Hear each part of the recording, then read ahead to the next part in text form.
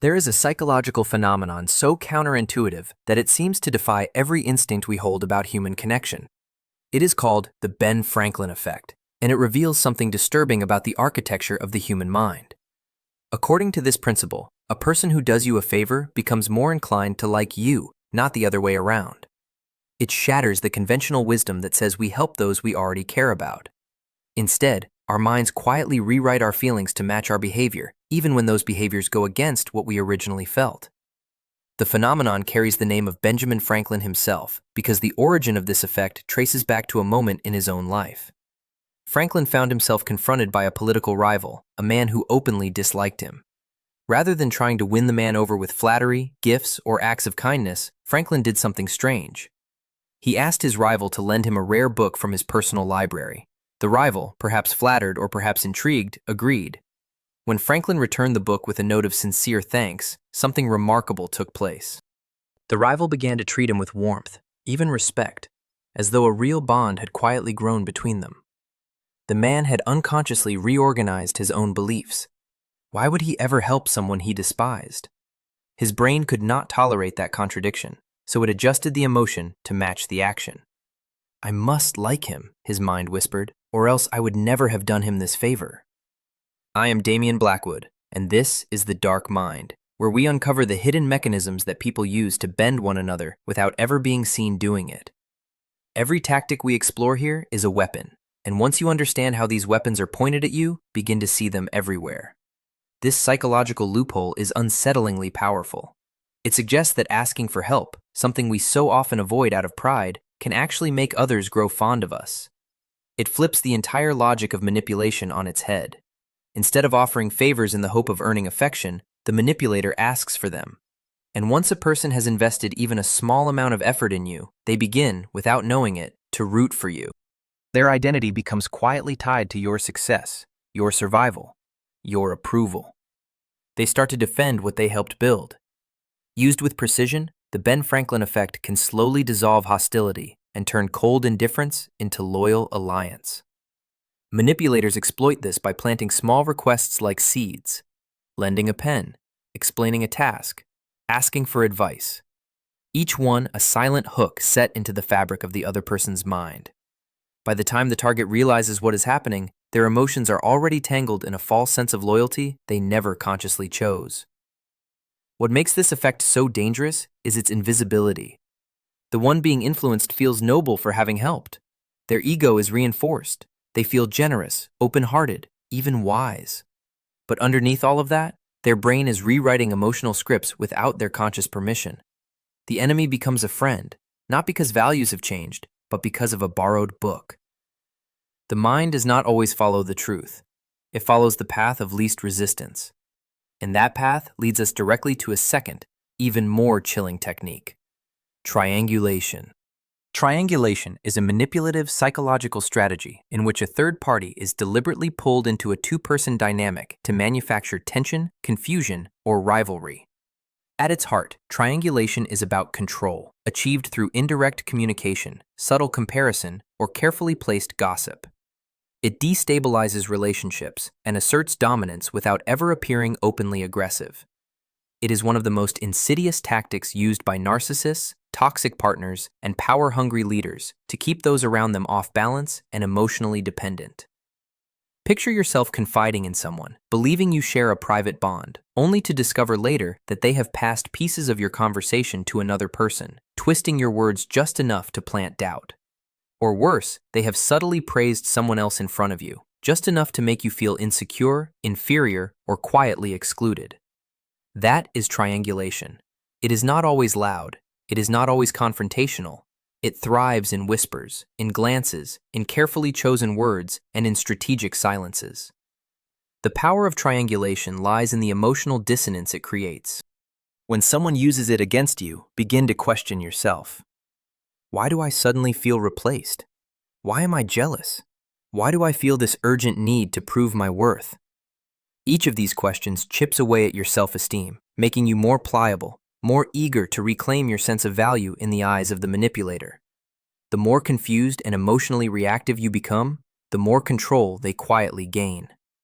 This tactic appears again and again in romantic relationships, where one partner flirts with others or references them just enough to trigger insecurity. It appears in families, where a parent pits siblings against one another to hold on to authority. It appears in workplaces, where a boss praises one employee in front of another to breed quiet competition. The outcome is always the same. Loyalty fractures, unity dissolves, and the manipulator stands at the center of it all, untouchable, needed, in complete control. What makes triangulation so emotionally devastating is the illusion it plants inside you.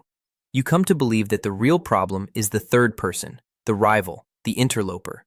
But the real weapon is the one orchestrating the entire performance. They provoke reactions in you, then step back, claiming innocence. You are left feeling paranoid, desperate for approval, unsure of what is even real anymore. The more you chase clarity, the deeper you sink into their web. That is the brilliance of triangulation.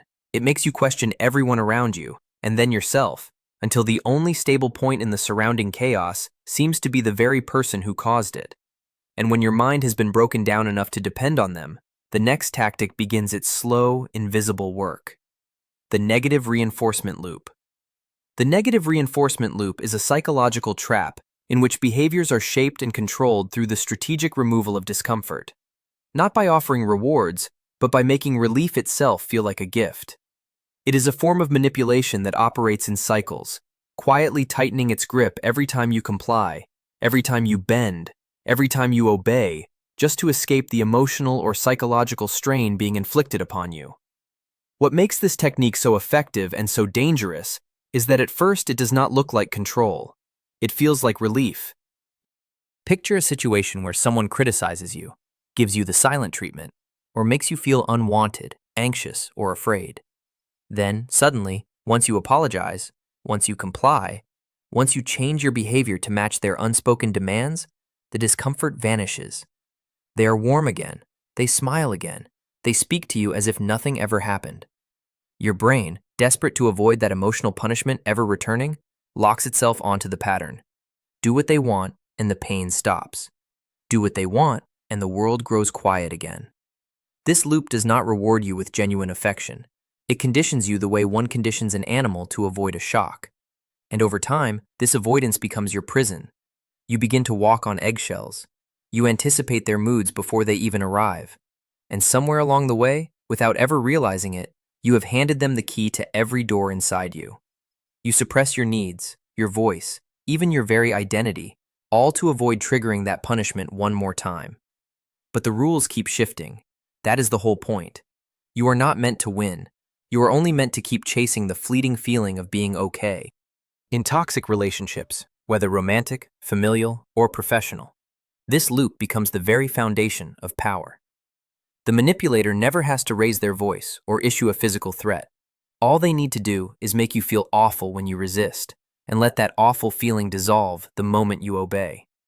It is subtle, it is cyclical, and it erodes your sense of autonomy without you ever realizing how far the rot has spread.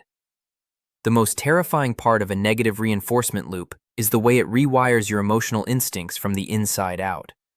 You begin to associate peace not with real love or genuine connection, but with compliance, with silence, with surrender. You start thanking the very person who hurt you simply because they chose not to hurt you today. And so the loop tightens, not because you want it, but because your nervous system can no longer bear the pain of saying no. The escape itself becomes the trap. Intermittent reinforcement. Intermittent reinforcement is one of the most psychologically addictive manipulation tactics ever uncovered by behavioral science. It works not by providing consistent rewards, but by delivering them unpredictably, creating an overwhelming emotional dependence in the victim. This technique is not merely manipulation, it is emotional gambling, and it turns people into addicts, not to substances, but to another person's approval, affection, or attention. Picture this. Someone treats you with warmth, validation, and love. Then, without warning, they pull away, turning cold, dismissive, even cruel. You are left confused, anxious, sifting through your own memory, trying to figure out what you did wrong. Then, just when you are about to give up or confront them, they shower you with affection all over again. They smile, they compliment you, they act as if nothing ever happened. Your heart floods with relief. That single moment of pleasure becomes your fix. And so you stay, you wait, you hope, and the cycle repeats. The unpredictability is the hook. Unlike consistent reinforcement, which slowly builds trust, intermittent reinforcement builds obsession. It mirrors the exact psychological pattern found in slot machines and gambling addiction. You never know when the reward is coming, so your brain works overtime trying to earn it. Dopamine surges not when you receive the reward, but when you anticipate it. That anticipation becomes a drug. In relationships, this tactic elevates toxic partners into gods. They control when you feel loved and when you feel worthless. They do not need to physically trap you. You trap yourself, desperately trying to win back the version of them that once made you feel alive. You remember the highs so vividly that they eclipse every abuse in between. You excuse the bad because you are starving for the good. What makes intermittent reinforcement especially cruel is that it is unpredictable by design. The manipulator gives you just enough to keep your hope alive, but never quite enough to feel secure. You are forever chasing an emotional jackpot that may never come again. And even when you know it is destroying you, the attachment feels unbreakable. You crave the very person who is breaking you. This is not love. This is programming. And by the time you realize you are being conditioned, the hook is already buried deep inside your psyche, deep enough to make you believe that the pain is worth it, so long as there is still a chance of feeling that rush one more time. Covert contracts. Covert contracts are unspoken, invisible agreements that one person constructs entirely inside their own mind, without ever informing the other party. They rest on a single quiet belief. If I do this for you, then you will do that for me. Even though the expectation is never voiced aloud, it remains a silent transaction rooted in manipulation, resentment, and suppressed needs disguised as kindness. Someone who deploys a covert contract might bend over backward for you. They help you move. They listen to your problems. They go out of their way to make you feel cared for. On the surface, it looks generous. It looks like love. But underneath, an invisible debt is being tallied line by line. They believe you owe them something. Your time, your loyalty, your affection, intimacy, commitment. Something they feel entitled to simply because they played the role of the good person. The trap of the covert contract is emotional blackmail wrapped in niceness. You are being set up to disappoint someone without ever knowing the rules. When you fail to fulfill their secret expectation, they do not calmly say, "I was hoping for this." Instead, they lash out. They withdraw. They turn cold, or twist a knife of guilt into your ribs. And you are left standing there, bewildered. What did I do wrong? The answer is simple and monstrous. You violated a contract you never agreed to sign in the first place. This tactic is especially common in relationships where one partner is terrified of rejection or direct communication. Rather than stating their desires clearly, they hide them inside acts of service. They tell themselves that if they can only prove themselves valuable enough, you will naturally give them what they want in return. But when that reciprocity does not come, the resentment begins to bloom like poison beneath the skin. Suddenly, their kindness feels conditional. Their generosity turns sharp. The smile fades from their face, and you are left feeling like a villain for failing to read a mind you were never invited into. What makes covert contracts so emotionally explosive is the sense of betrayal on both sides. The manipulator feels betrayed because you broke the deal. You feel betrayed because the love or care you received was not real. It was bait. It is a quiet form of control that punishes you for failing to honor an agreement you never signed. And the worst part of all, if you dare to confront them, they will deny everything. I never said I expected anything. They will cast themselves as the martyr and you as the ungrateful one. That is how covert contracts transform caring into a weapon and silence into a snare. Foot in the mouth technique. The foot in the mouth technique is a disturbingly subtle manipulation method that disarms people by first appealing to their empathy before making a request. It works by creating a moment of psychological vulnerability, a small crack in someone's emotional armor, open through a simple human question. How are you feeling today? It sounds innocent, harmless, even kind. But behind it lies a calculated move designed to increase compliance. Here is how it unfolds. The manipulator asks about your well-being. It might be casual, hope your day's going well, or something more direct.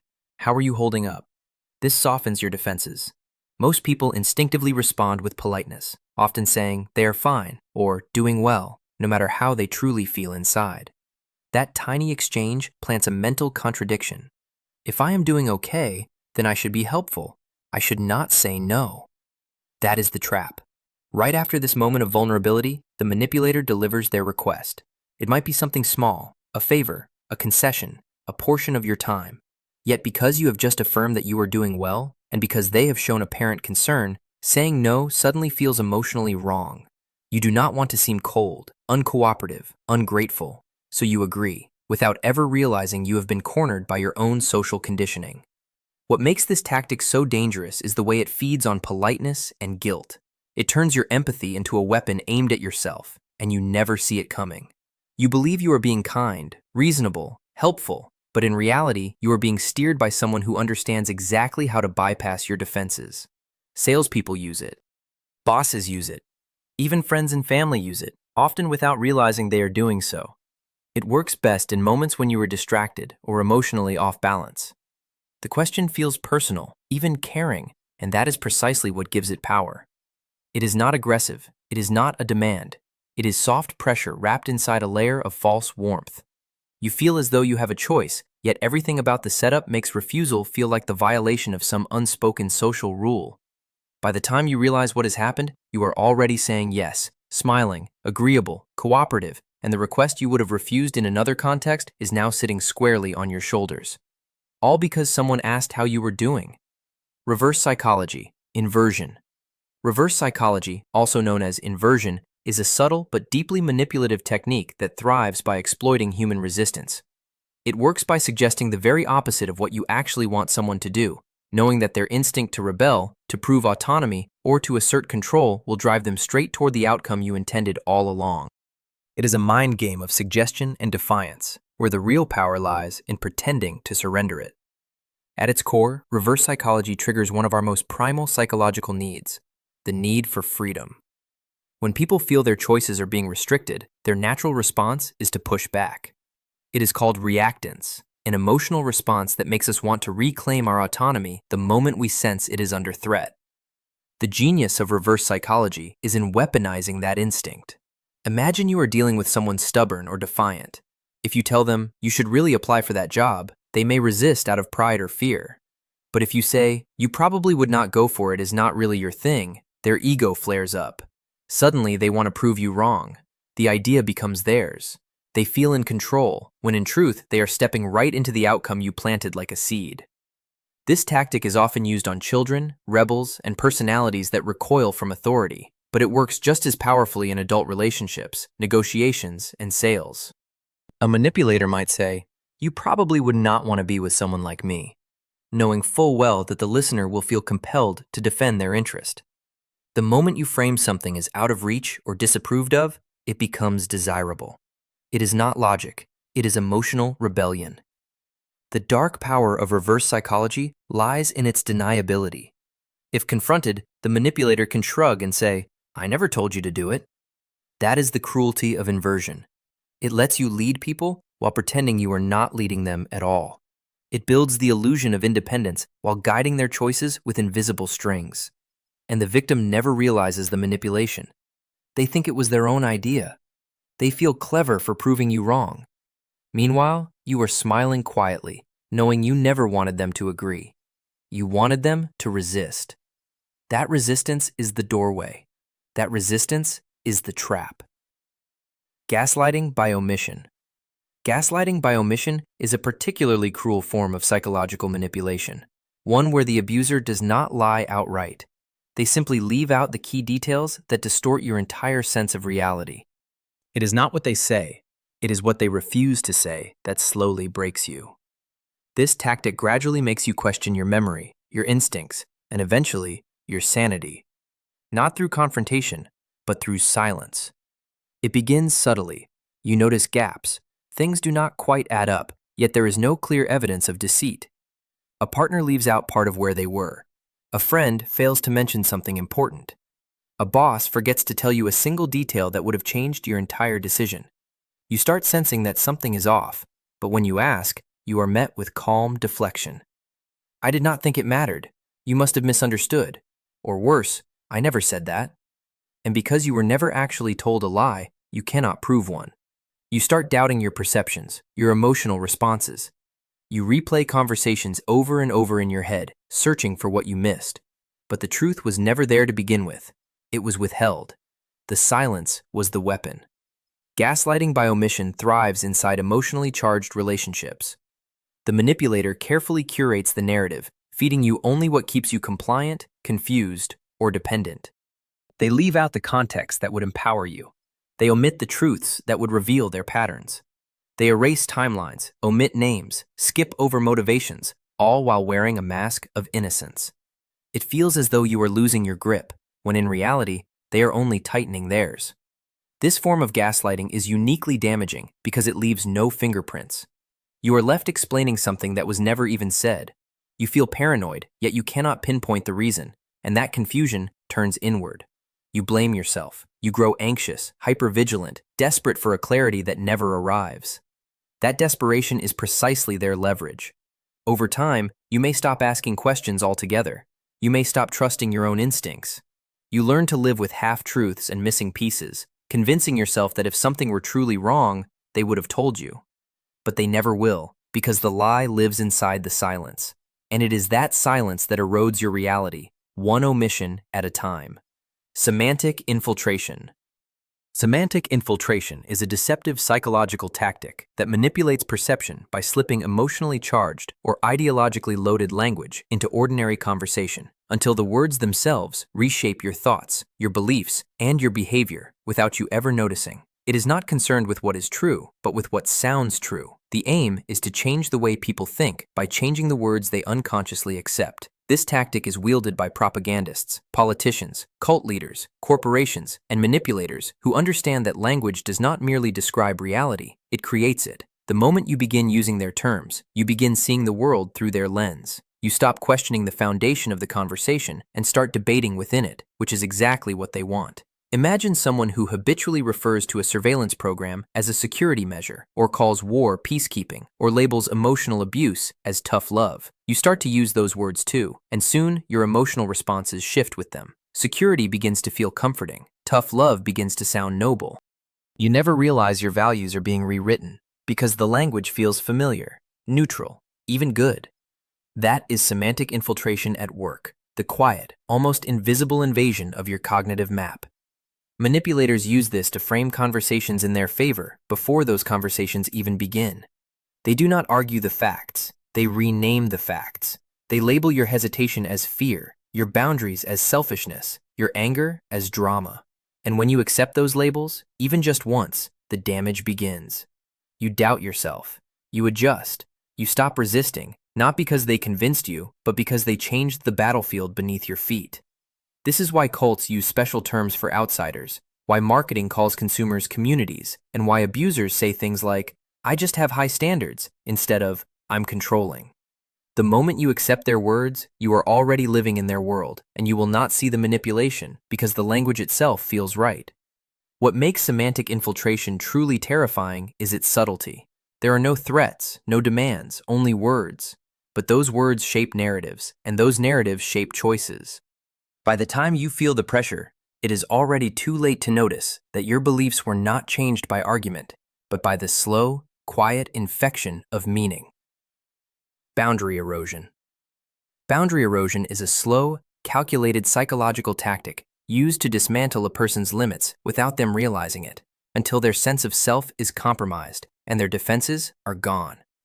It is not an explosion, it is a drip. One request here, one joke there, one just this once, that eventually turns into, "Why are you being so difficult?" repeated over and over again. It is manipulation in its quietest, most corrosive form. At the beginning, it feels harmless. Someone asks for a small favor that makes you slightly uncomfortable. You say yes, unwilling to make a scene. Later, they take a little more. Perhaps they make a comment that crosses a line, sexually, emotionally, socially. You freeze for a moment, unsure how to respond. They laugh it off, or they tell you, "You're too sensitive." And just like that, your line has been moved. That is the poison of boundary erosion. The abuser never leaps straight to the core. They chip away slowly, methodically, always framing their invasions as normal, justified, or even loving. I only check your messages because I care. You don't need privacy if you have nothing to hide. You're overreacting. It was just a joke. Each line crossed weakens your confidence. Your inner voice, the one that once whispered, "This doesn't feel right," grows quieter every time you ignore it to keep the peace. What makes this tactic so insidious is the way it reshapes your reality through emotional fatigue. Over time, you begin to second-guess your right to have boundaries at all. You may find yourself apologizing for expressing discomfort. You tell yourself you're being dramatic, selfish, ungrateful. Meanwhile, the manipulator becomes more entitled, more invasive, more in control. This is not about compromise, it is about conquest. Bit by bit, you become someone who tolerates things you once would have walked away from. Your body tightens when they enter the room. Your mind races before you speak, and still you think, maybe it's just me. That is the final blow. When the boundary erosion has done its work, you no longer defend yourself, not because you cannot, but because you no longer believe you are allowed to. You have been trained to betray your own limits, all while smiling to keep things calm. Love bombing. Love bombing is a psychological manipulation technique that hides its claws inside affection, intensity, and overwhelming attention. At first, it feels like a dream, as though you have finally found someone who truly sees you, who cherishes you, who chooses you without hesitation. They shower you with compliments, constant messages, long confessions of love, and grand gestures. You are the center of their world. You feel special, chosen, safe. Yet beneath the flood of adoration lies a calculated trap. This is not love. It is control dressed as passion. The purpose of love bombing is not to give. It's the hook. It overwhelms your emotional defenses, floods your nervous system with dopamine, and pulls you into rapid dependency before you've had time to think. Healthy relationships build trust gradually. Love bombing speeds past every boundary, accelerating intimacy at a dangerous pace, all while keeping you too emotionally intoxicated to notice the red flags. The manipulator studies your needs, your wounds, your insecurities, your desires, and then reflects back the exact version of the partner you've always hoped for. They say things like, "I've never felt this way about anyone. We're soulmates." Or, "I can't live without you," within days or weeks. It feels like destiny, but it isn't about you. It's about what they can extract from you once you're addicted to the high, because the high always ends. After the love bombing phase, the affection becomes inconsistent. They pull away, criticize you, withhold attention, or make you feel like you're losing the magic unless you start chasing it, proving yourself, earning back what once came freely. Suddenly you're working for crumbs of validation from the same person who once drowned you in it. And that is the second phase of the trap, emotional conditioning. You remember how they made you feel in the beginning, and now you'll do anything to feel it again. You blame yourself. You try harder. You excuse the emotional whiplash, hoping for the return of the person who once made you feel alive. But that version never existed. It was bait. Love bombing isn't affection, it's warfare. The intensity isn't real connection, it's manipulation through fantasy. And once you're inside the cycle, the silence hurts more than the lies ever did. Information withholding. Information withholding is a psychological manipulation tactic rooted in deliberate silence. It's the conscious decision to keep someone in the dark, not by lying, but by refusing to share critical truths that would allow them to make informed choices, protect themselves, or understand the situation they are in. And what makes it so cruel is that the victim often doesn't even realize it's happening until it's too late. This tactic is subtle, strategic, and deeply effective. It's not what you hear that shapes your reality, it's what you don't. A partner knows something that could change how you feel about them, but chooses to spare your feelings. A boss withholds updates that affect your work, then blames you for not knowing. A friend conveniently forgets to tell you something they told everyone else. These gaps in truth aren't random. They are crafted. The manipulator isn't silent because they forgot. They're silent because knowledge is power, and keeping you uninformed keeps you powerless. It traps you in a space of uncertainty where you can't trust your own judgment because you're missing essential pieces of the puzzle. Your instincts whisper that something feels off, but you can't prove it. You question your gut, your memory, your worth. What makes information withholding so emotionally devastating is its ability to erode trust without confrontation. The manipulator gets to appear innocent. They didn't lie, they didn't yell, they simply didn't say anything. And when you confront them, you're met with feigned confusion. I didn't think it mattered. You never asked. Or the classic, I was protecting you. Suddenly, you're the one who feels unreasonable for wanting the truth. In relationships, this tactic breaks intimacy while pretending to preserve it. It creates emotional distance. You begin to doubt what you know, and worse, what you deserve to know. The manipulator becomes the gatekeeper of truth, and you become dependent on their selective storytelling for a sense of reality. It's the quietest kind of control. Not loud, not violent, just empty air where truth should be. And in that emptiness, fear grows, confusion grows, doubt grows, until one day you realize you weren't loved, supported, or respected. You were managed, kept just informed enough to stay close, but never enough to feel free. Guilt tripping. Guilt tripping is a psychological weapon that doesn't need shouting, threats, or force. It only needs your conscience. It is the art of turning your sense of morality, responsibility, or love against you, making you feel like the villain simply for having needs, boundaries, or independence. This tactic works by making you feel bad for something you shouldn't feel bad about, and then using that emotion to control you.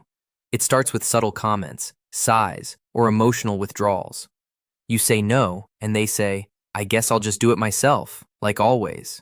You speak up for yourself, and they respond with, after everything I've done for you. They don't need to attack you directly, they just plant the seed. And that seed grows into shame, into self-doubt, into the aching need to make things right, even when you've done nothing wrong. That's the trap. Guilt tripping hijacks your empathy. The manipulator knows you care, so they weaponize that care. They paint themselves as the victim of your choices, no matter how justified or healthy those choices are. Suddenly saying, I need space, makes you selfish. Prioritizing your mental health means you're abandoning them. They twist the narrative, so you're the one who ends up apologizing for simply trying to protect yourself. The worst part is that guilt tripping often comes from the people you love.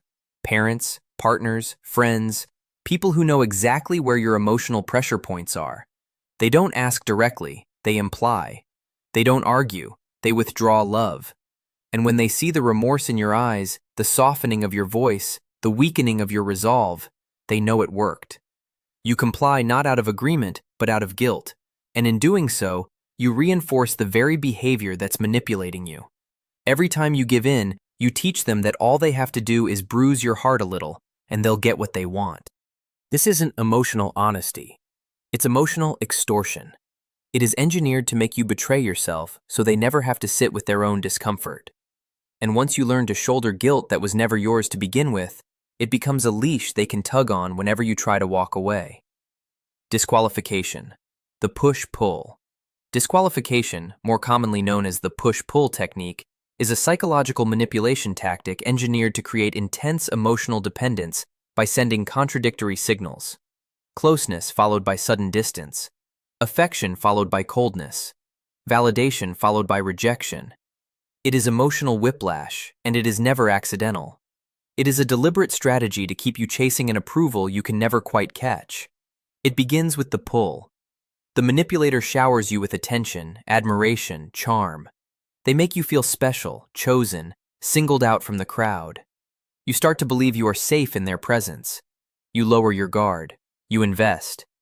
And then, just as the bond begins to feel real, they push you away. They withdraw emotionally. They criticize you, mock you, fall silent, or turn suddenly cold and distant. And you are left spinning. What did I do wrong? What changed? Why did they turn on me? That confusion is precisely the point. Your nervous system slips into overdrive. You try harder. You apologize even when you have done nothing to apologize for. You chase that initial high, the warmth, the attention, the connection, like an addict trying to recreate the first hit. And every so often, just as you are on the verge of giving up, they pull you back in. A kind word, a thoughtful gesture, a moment of softness. Your heart leaps. Perhaps things are all right again. But they never are. Not for long. This back and forth dynamic becomes your new emotional reality. The push makes you feel insecure, while the pull grants temporary relief, and so your brain starts tying comfort to the very person who inflicted the pain. That is the manipulation in its purest form. They become both the wound and the bandage. You no longer see them as toxic, you see them as salvation. You cling to them not because you feel good, but because you felt good once, and you desperately want it back. Disqualification turns your self-esteem into a yo-yo, rising and falling entirely at their whim. They may tease you under the disguise of flirting, offer praise followed by a sharp dig, act possessive one day and indifferent the next. Every push undermines your confidence. Every pull gives you just enough hope to stay. It is calculated inconsistency, weaponized to make you doubt yourself, question your worth, and remain hooked on someone who keeps rewriting the rules of connection for the sole purpose of staying in control. Micro-invalidations. Micro-invalidations are subtle, often indirect dismissals that gradually erode your sense of reality, identity, or experience, one small wound at a time. They do not look like outright cruelty.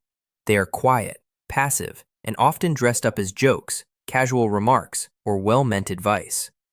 But their power lies in repetition.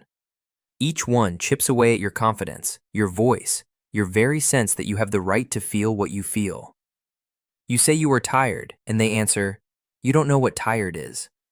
You share your excitement about a goal, and they shrug and mutter, "Well, don't get your hopes up." You speak about something that hurts you, and they reply, "That's just life. Everyone goes through it." You speak your truth, and they smile and say, "You're being too sensitive." Taken on their own, these comments can seem harmless, even normal, but that is precisely what makes them so dangerous. They are not loud enough to spark a confrontation, yet they are sharp enough to leave scars. And when they come from someone you trust, a parent, a partner, a friend, a mentor, the wound cuts even deeper. You begin to question yourself. Am I overreacting? Was that really a big deal? Maybe my feelings are just too much. That is the trap. Micro-invalidations train you to shrink yourself, to doubt your own emotions before you have even given them voice. They teach you that your experiences are not valid unless someone else stamps them with approval. And over time, you internalize that message. You stop sharing. You suppress. You apologize for merely existing inside your own story. Silence becomes protection, and also your prison. Manipulators wield this tactic with surgical precision. It allows them to undercut your confidence without ever raising their voice. They appear reasonable, realistic, even well-meaning. But behind every subtle dismissal lies the same message. You do not matter as much as you think you do. What makes micro-invalidations so insidious is that they never arrive all at once. They come in fragments, repeated, normalized, and dismissed. But the damage accumulates, like drops of poison dropped into clear water. In time, they change the way you see yourself, quietly, permanently, and without leaving a single visible bruise. Forced teaming. Forced teaming is a covert psychological manipulation tactic in which the manipulator manufactures a false sense of partnership with you by using language and behavior that implies shared fate, mutual goals, or aligned emotions, when in reality there is nothing of the sort. It is the illusion of unity, engineered for one purpose alone, to lower your defenses and fast-track your trust. And the most dangerous part is that it often feels like someone simply being friendly. The tactic begins with a subtle shift in wording. "We're in this together. Let's figure this out. Looks like we've got a little problem here, don't we?" The manipulator leans on inclusive language, we, us, our, to manufacture closeness and align themselves with you, even when they are a complete stranger or an outsider. That simple shift in language triggers a deep psychological reflex. Human beings are tribal by nature. We are wired to protect those inside our group, to bond with those who share our struggles. And that is precisely the weapon. Forced teaming is often deployed in moments of vulnerability. A stranger offers to help you carry something, then remarks, "We make a good team." A coworker takes credit for your idea, then says, "We're in this fight together, right?" A toxic partner is caught in a lie and pleads, "We just have to fix this, you and me." Every time, your instincts nudge you to see them as an ally, even when your gut is quietly whispering that they are not. What makes forced teaming so sinister is how harmless it appears on the surface. It mimics connection without actually earning it. You feel pressure to reciprocate the illusion, to be polite, agreeable, cooperative. But behind that false sense of unity stands a manipulator who wants something: your trust, your compliance, your silence. This technique is a favorite among predators and con artists because it fast-tracks intimacy. If they can get you to see them as us, you will let them in, into your space, into your mind, into your decisions. And when things fall apart, they will make you feel as though you are both responsible. Yet the truth is, you were never on the same team. The connection was forged without consent. The alliance was spoken into existence, never built. And once you see it, you realize the we was never about you. It was always a strategy to slip past your guard without ever earning your trust. Minimization. Minimization is a psychological manipulation technique that downplays the severity of your experiences, your feelings, or your pain in order to gain control, deflect responsibility, or silence confrontation. It does not deny what happened. It simply tells you it was not that bad.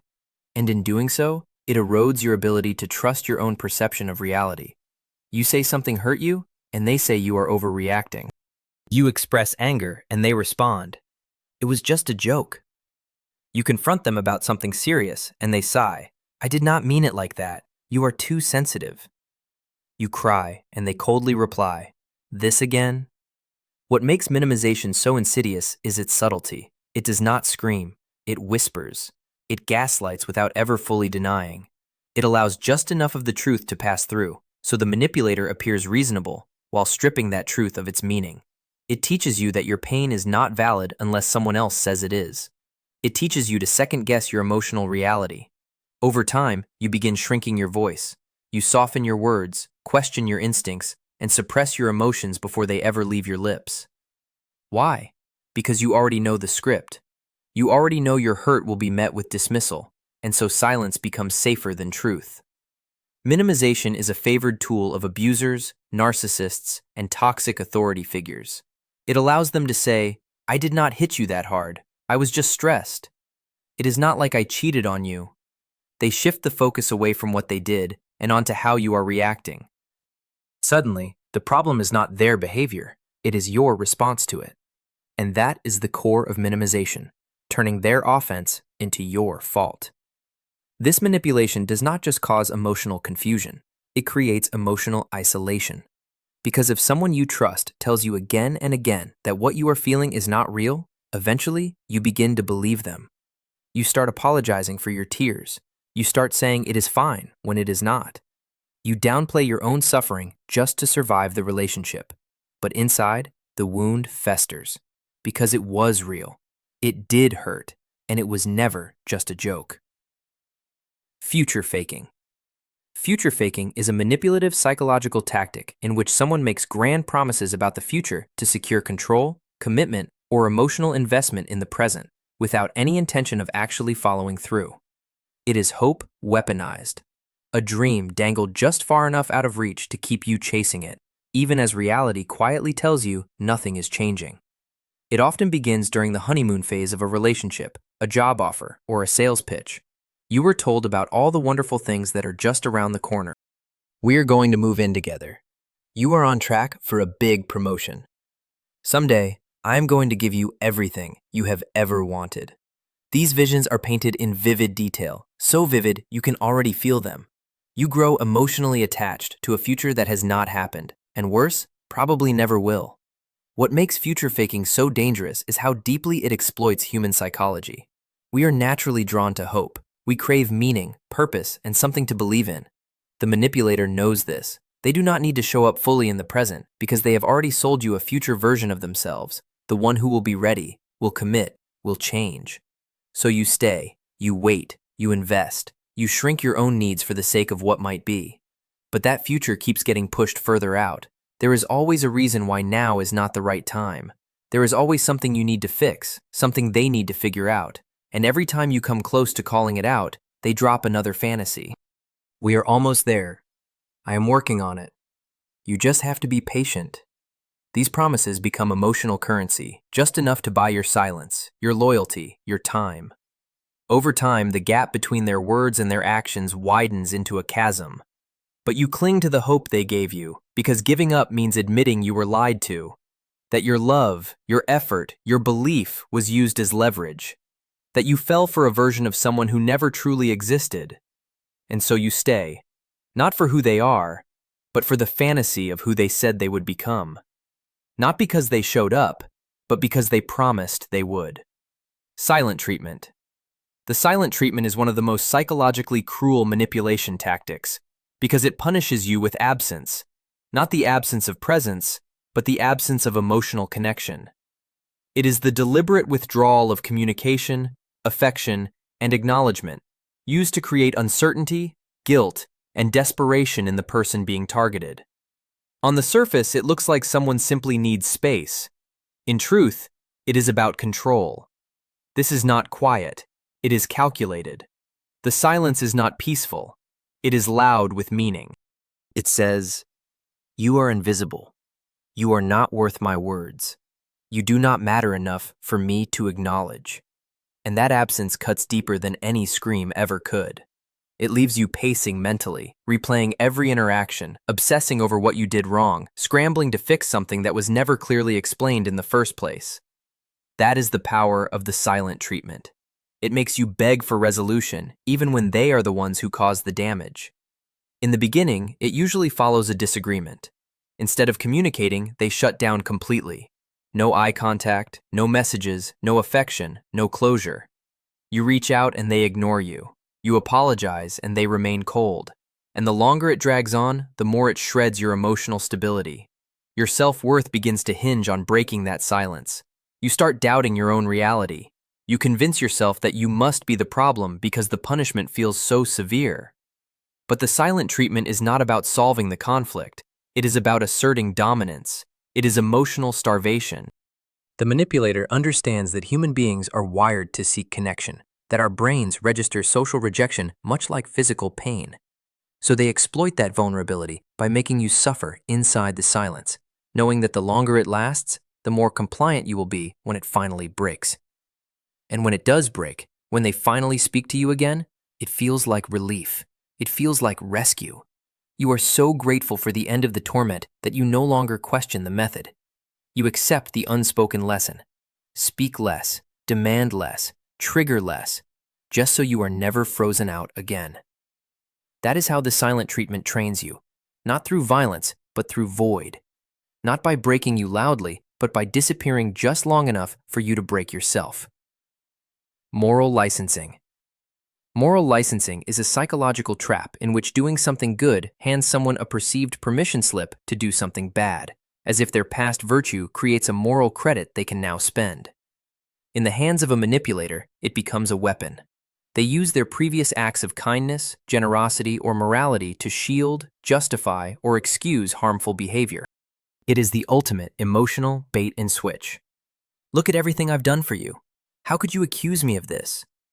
This tactic does not just distort behavior, it distorts judgment. A partner who once showed immense love and sacrifice now wears that memory like armor. When they lie, you forgive them because they once defended you. When they ignore your needs, you hesitate to complain because they are not a bad person. They have done so much for me. But that is the trap. Your mind begins weighing the past against the present instead of seeing what is actually happening right now. Moral licensing generates emotional confusion. You feel guilty for being hurt. You doubt yourself for even noticing the manipulation. You minimize your own feelings because their past goodness looms over your present pain. And the manipulator leans hard into that hesitation. After everything I've done for you, you're seriously going to question me? I've been there for you. One mistake, and suddenly I'm the villain. They do not take accountability. They cash in on your loyalty. In more public or professional spaces, this tactic becomes even more insidious. Leaders, bosses, and authority figures will point to their track record of fairness or altruism to mask exploitation or abuse. I support everyone. You know that. I've always been ethical. Meanwhile, their current actions tell an entirely different story, one they expect you to overlook. The terrifying part of moral licensing is how easily it takes root inside your own psyche. You begin excusing mistreatment because it does not match your image of the person. You start negotiating your pain. Maybe they didn't mean it. Maybe I'm being ungrateful. Slowly, your boundaries erode. Not through threats, but through remembered kindness. The truth is, good deeds do not cancel bad behavior, but moral licensing makes it feel as if they do. It turns virtue into camouflage, and it makes you feel as though you are the one being unfair simply for noticing the betrayal hidden behind it. Tactical ignorance. Tactical ignorance is the deliberate act of pretending not to notice, not to know, or not to understand something in order to manipulate outcomes, avoid accountability, or force others into overcompensating. It is not genuine confusion, it is strategic silence. It is the weaponization of "I didn't know," wielded by people who absolutely did know, but who choose to play dumb because it keeps them in power, while making you feel crazy, burdensome, or responsible. This form of manipulation is particularly effective because it hides in plain sight. It is incredibly difficult to call out someone who is simply acting confused. They do not have to lie outright. They omit, they delay, they deflect. And while you are wasting time explaining, repeating yourself, or desperately searching for clarity, they sit back and watch you unravel. Because the goal of tactical ignorance is not to understand. Its goal is to exhaust. They forget your boundaries, even though you have stated them clearly. They misinterpret your emotions, even though you have explained them more than once. They ignore obvious problems, consequences, or needs, all while insisting, "I didn't realize it was that serious." It is not clumsiness, it is control. Every time you repeat yourself, every time you explain your pain again, they gain more leverage. They make you look overly emotional, irrational, or demanding. This tactic thrives in relationships where there is an imbalance of power. A partner does not follow through on what he promised, and when confronted, he says, "Oh, I didn't know that mattered so much to you." A boss ignores your concerns, then later claims, "I wasn't aware you felt that way." A parent overlooks your trauma and then asks, "Why didn't you ever tell me?" They knew, but acknowledging it would demand responsibility, and tactical ignorance is the perfect escape hatch. It works because it manipulates expectations. You assume they did not mean any harm. You give them the benefit of the doubt. You start to question whether you made yourself clear at all. And while you remain tangled in your own self-doubt, they stay untouched, smiling, innocent, shielded by the veil of not knowing. But make no mistake, tactical ignorance is not ignorance at all. It is emotional theater, carefully staged to keep the blame off them and the burden squarely on you. The less they claim to understand, the more you give. And the more you give, the more they win, all by pretending they never even knew a game was being played. Flooding, the overwhelm tactic.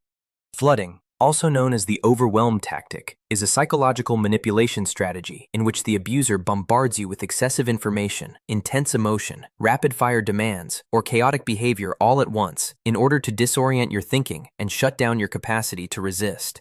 It is not designed to hurt you outright. It is designed to overload your brain until it breaks your will. It is emotional shock warfare, dressed up as urgency. This tactic often erupts out of nowhere. One moment things seem calm. The next, you are struck by a sudden outburst, a flood of accusations, dramatic gestures, or an avalanche of expectations you are somehow supposed to meet right now. You have no time to think, let alone respond with clarity. Your nervous system slams into panic mode, fight, flight, or freeze. And most often, you freeze. That paralysis is the goal. In a state of overwhelm, your critical thinking shuts down. Your need for peace overrides your need for truth, so you concede. You apologize. You agree to things you do not fully understand. You submit, just to make it stop. But the manipulator is not chaotic by accident. They are performing chaos to force submission.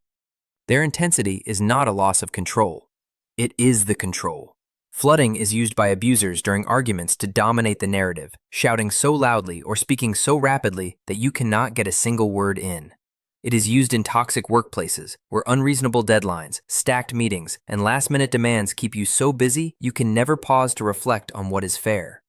It is used in love bombing as well, showering you with praise, gifts, and intensity so quickly that you mistake it for genuine connection rather than manipulation. All of it is flooding. And over time, this tactic creates conditioning. You begin avoiding confrontation altogether. You walk on eggshells. You try to manage everything in advance to prevent another emotional ambush. You do not speak your needs. You suppress them to avoid the flood. That silence becomes a form of self-betrayal, all of it born from a survival instinct that the manipulator engineered. What makes flooding so terrifying is its invisibility. To outsiders, it might simply look like a heated conversation, a demanding boss, a passionate partner. But to you, it is emotional drowning. And every time you survive it, you emerge a little more exhausted, a little more compliant, and far more uncertain of your right to breathe. Bait and blame. Bait and blame is a psychological manipulation tactic that lures you into reacting emotionally, defensively, or even just honestly, only to twist your response into proof that you are the problem. It is the emotional equivalent of a trap, baited with provocation and set to snap the moment you speak up. This is not simply about starting conflict. It is about creating a no-win scenario in which you are punished for merely responding. It often begins with something small, a passive-aggressive comment, a vague accusation, a loaded question crafted to poke at your vulnerabilities. Maybe they say, "It must be nice not to care," or "Some people just don't know how to be grateful." You feel the sting, the confusion, the pressure to defend yourself. That is the bait, and when you take it, when you react, explain, get upset, or stand up for yourself, they strike. "Wow, you're so sensitive. I was just trying to have a conversation. See, this is why I can't talk to you." Now you are no longer the victim of their cruelty. You are the cause of the drama. This tactic is designed to provoke you into emotional vulnerability and then to use that vulnerability against you. It flips the script. Suddenly, they are calm and reasonable, and you are hysterical or defensive. They walk away feeling justified, while you are left confused, ashamed, and questioning your own behavior. And that confusion? That is the real damage, because it keeps you stuck in the cycle. You begin walking on eggshells, fearing that anything you say could be turned against you. You suppress your truth to avoid being cast as the attacker. You learn to self-censor, to anticipate their blame before it even arrives, to live in a state of preemptive guilt. This is how the manipulator remains in control, by making every reaction feel like an overreaction, every boundary feel like betrayal. What makes bait and blame so cruel is that it uses your honesty as ammunition. It tricks you into exposing yourself emotionally and then punishes you for it. Over time, you stop reacting. Not because you have healed, but been conditioned to fear the consequences of being real. You no longer trust your voice. You no longer trust your feelings. And that silence, the one they baited you into, is exactly what they wanted. Controlled confusion. Controlled confusion is a psychological manipulation tactic in which a person deliberately creates chaos, mixed messages, or contradictory information to destabilize your sense of reality and make you easier to control. It is not miscommunication. It is strategic miscommunication. It is keeping you mentally off balance just enough to make you doubt yourself and depend on them for clarity. The manipulator might tell you one thing and then act in a completely opposite way. They might praise you, then criticize you seconds later. They rewrite past conversations. They contradict themselves and deny it. They give vague answers, speak in riddles, or shift the subject the moment you draw close to the truth. You are left chasing meaning, trying to decipher what was real and what was manipulation. And that is the trap. While you are busy trying to decode the confusion, you stop noticing the control. This tactic works because the human brain craves coherence. When something does not add up, our minds automatically try to resolve the contradiction. We blame ourselves first. Did I hear it wrong? Did I overreact? Did I forget something? And that doubt makes us vulnerable. The manipulator becomes the only stable source in the fog of confusion. Except they are the one who created the fog to begin with. Controlled confusion is used in abusive relationships, toxic workplaces, cults, and even high-pressure sales tactics. It is how abusers maintain dominance without ever needing to scream or threaten. They use cognitive overload to exhaust you into compliance. You stop fighting because you are too tired to make sense of anything. You start agreeing just to make the mental chaos stop. It becomes harder to trust your instincts. You hesitate before asking questions because you fear being shamed, mocked, or spun into another web of contradictions. You begin to rely on them to interpret reality for you. And that is when they have won. Because when someone can define what is real for you, they do not just influence your decisions, they own your mind. Controlled confusion is not loud, it is not obvious. It is the soft, constant erosion of certainty. And by the time you realize how twisted the world has become, you are no longer sure whether to trust your memory, your feelings, or even your own truth. Because every time you tried, they convinced you it was wrong. And here is the unsettling part still waiting ahead. And the deeper we go, the more surgical these tactics become. Identity undermining is a deeply insidious manipulation tactic that does not just aim to hurt. It aims to erase. It is the slow, deliberate process of chipping away at someone's sense of self until they no longer recognize who they are without the approval, control, or validation of the manipulator. This is not just emotional abuse. It is psychological rewriting. At first, it is subtle. Little comments about your personality, your habits, your appearance, your dreams. You're so dramatic. You always overthink everything. You're not really the creative type. You think you're better than everyone, don't you? These words do not land as insults. They are disguised as concern, jokes, or feedback. But they are surgical, targeted, and when repeated over time, they begin to stick. You start questioning yourself. You pull back from the things that once gave you joy. You hesitate before speaking, dressing a certain way, setting goals. You silence parts of yourself, not because you want to, but because someone made you feel like those parts were wrong, too much, not enough, embarrassing, flawed. This is identity undermining. When someone deconstructs your sense of worth piece by piece until your confidence is not just damaged, it is dependent on their opinion. You begin to seek their permission to exist as yourself. You ask if your feelings are valid. You defer to their judgment even on things you once knew with certainty. And the more you comply, the smaller you become. What makes this tactic so dangerous is its invisibility. It does not come with screaming or slamming doors. It comes with quiet correction, constant truth-telling, a mirror that only reflects your flaws.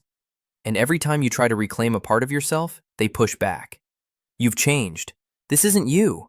Where's the person I fell in love with? The irony is they are the one who changed you. They broke you down and then blamed you for not being whole.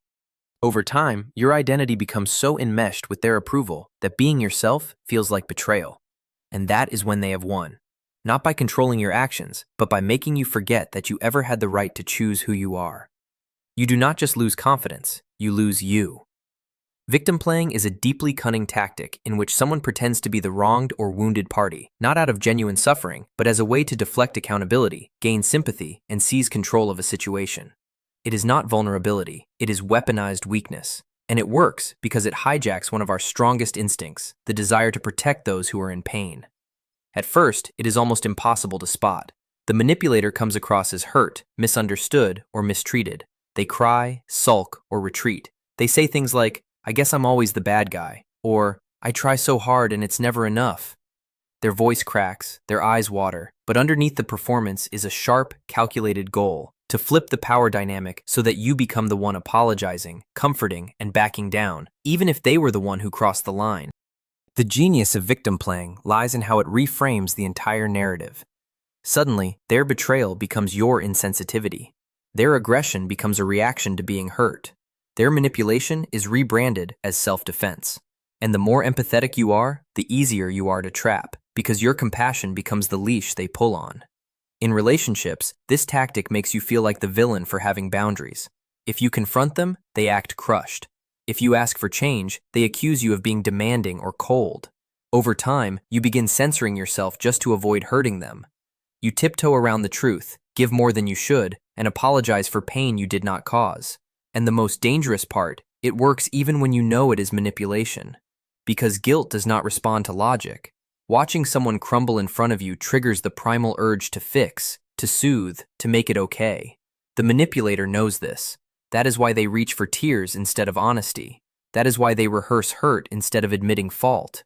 They do not need to be right. They just need to be pitied, because pity disarms. It silences anger, confuses accountability, and keeps you emotionally handcuffed to someone who will hurt you, then cry about it when you try to leave. And just when you think you have seen the sharpest edge of the blade, another tactic waits in the wings.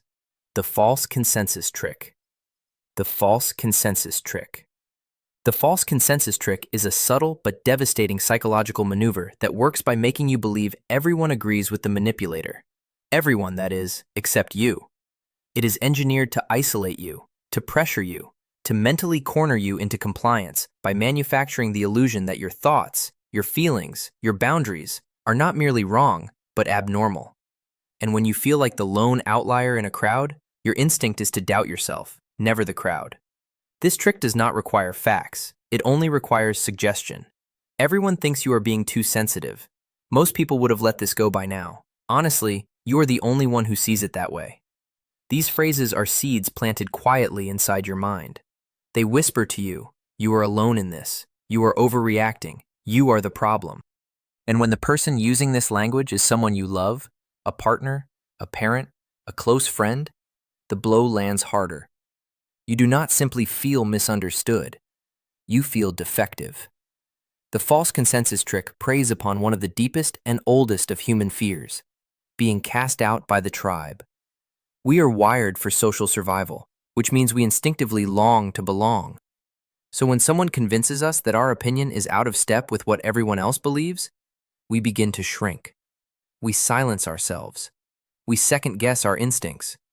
We conform, not because we have been persuaded, but because we are terrified of being wrong alone. Manipulators reach for this tactic to sidestep accountability. If you challenge them, they do not argue the truth. They weaponize public opinion, even when they possess no evidence of it at all. They summon invisible armies of approval behind their backs and make you feel as if you are standing against every one of them. They may even reference imaginary others, friends, ex-partners, co-workers who supposedly agree with their point of view. But those people never appear. They never speak, because they may not exist at all. What makes this trick so effective is its quiet cruelty. It does not attack you directly. It turns the entire world against you inside your own head. And once you begin to believe that yours is the only dissenting voice, you stop using it. This is not about changing your mind. It is about isolating your truth until it begins to feel like madness. Deliberate misinterpretation. Deliberate misinterpretation is a manipulation tactic in which someone knowingly twists your words, your intentions, or your actions into something else entirely, almost always something negative, so that they can seize control, derail the conversation, or shift blame onto you. It is psychological sabotage wearing the mask of misunderstanding. And the harder you try to clarify, the deeper you sink into the trap they have laid. It often begins with something simple. You state a boundary. You voice a discomfort. You share a concern. But rather than engaging with what you actually said, the manipulator responds to a distorted version of it. You say, I felt hurt when you ignored me. And they answer, so now I am a terrible person who cannot do anything right. You say, I need some time to think.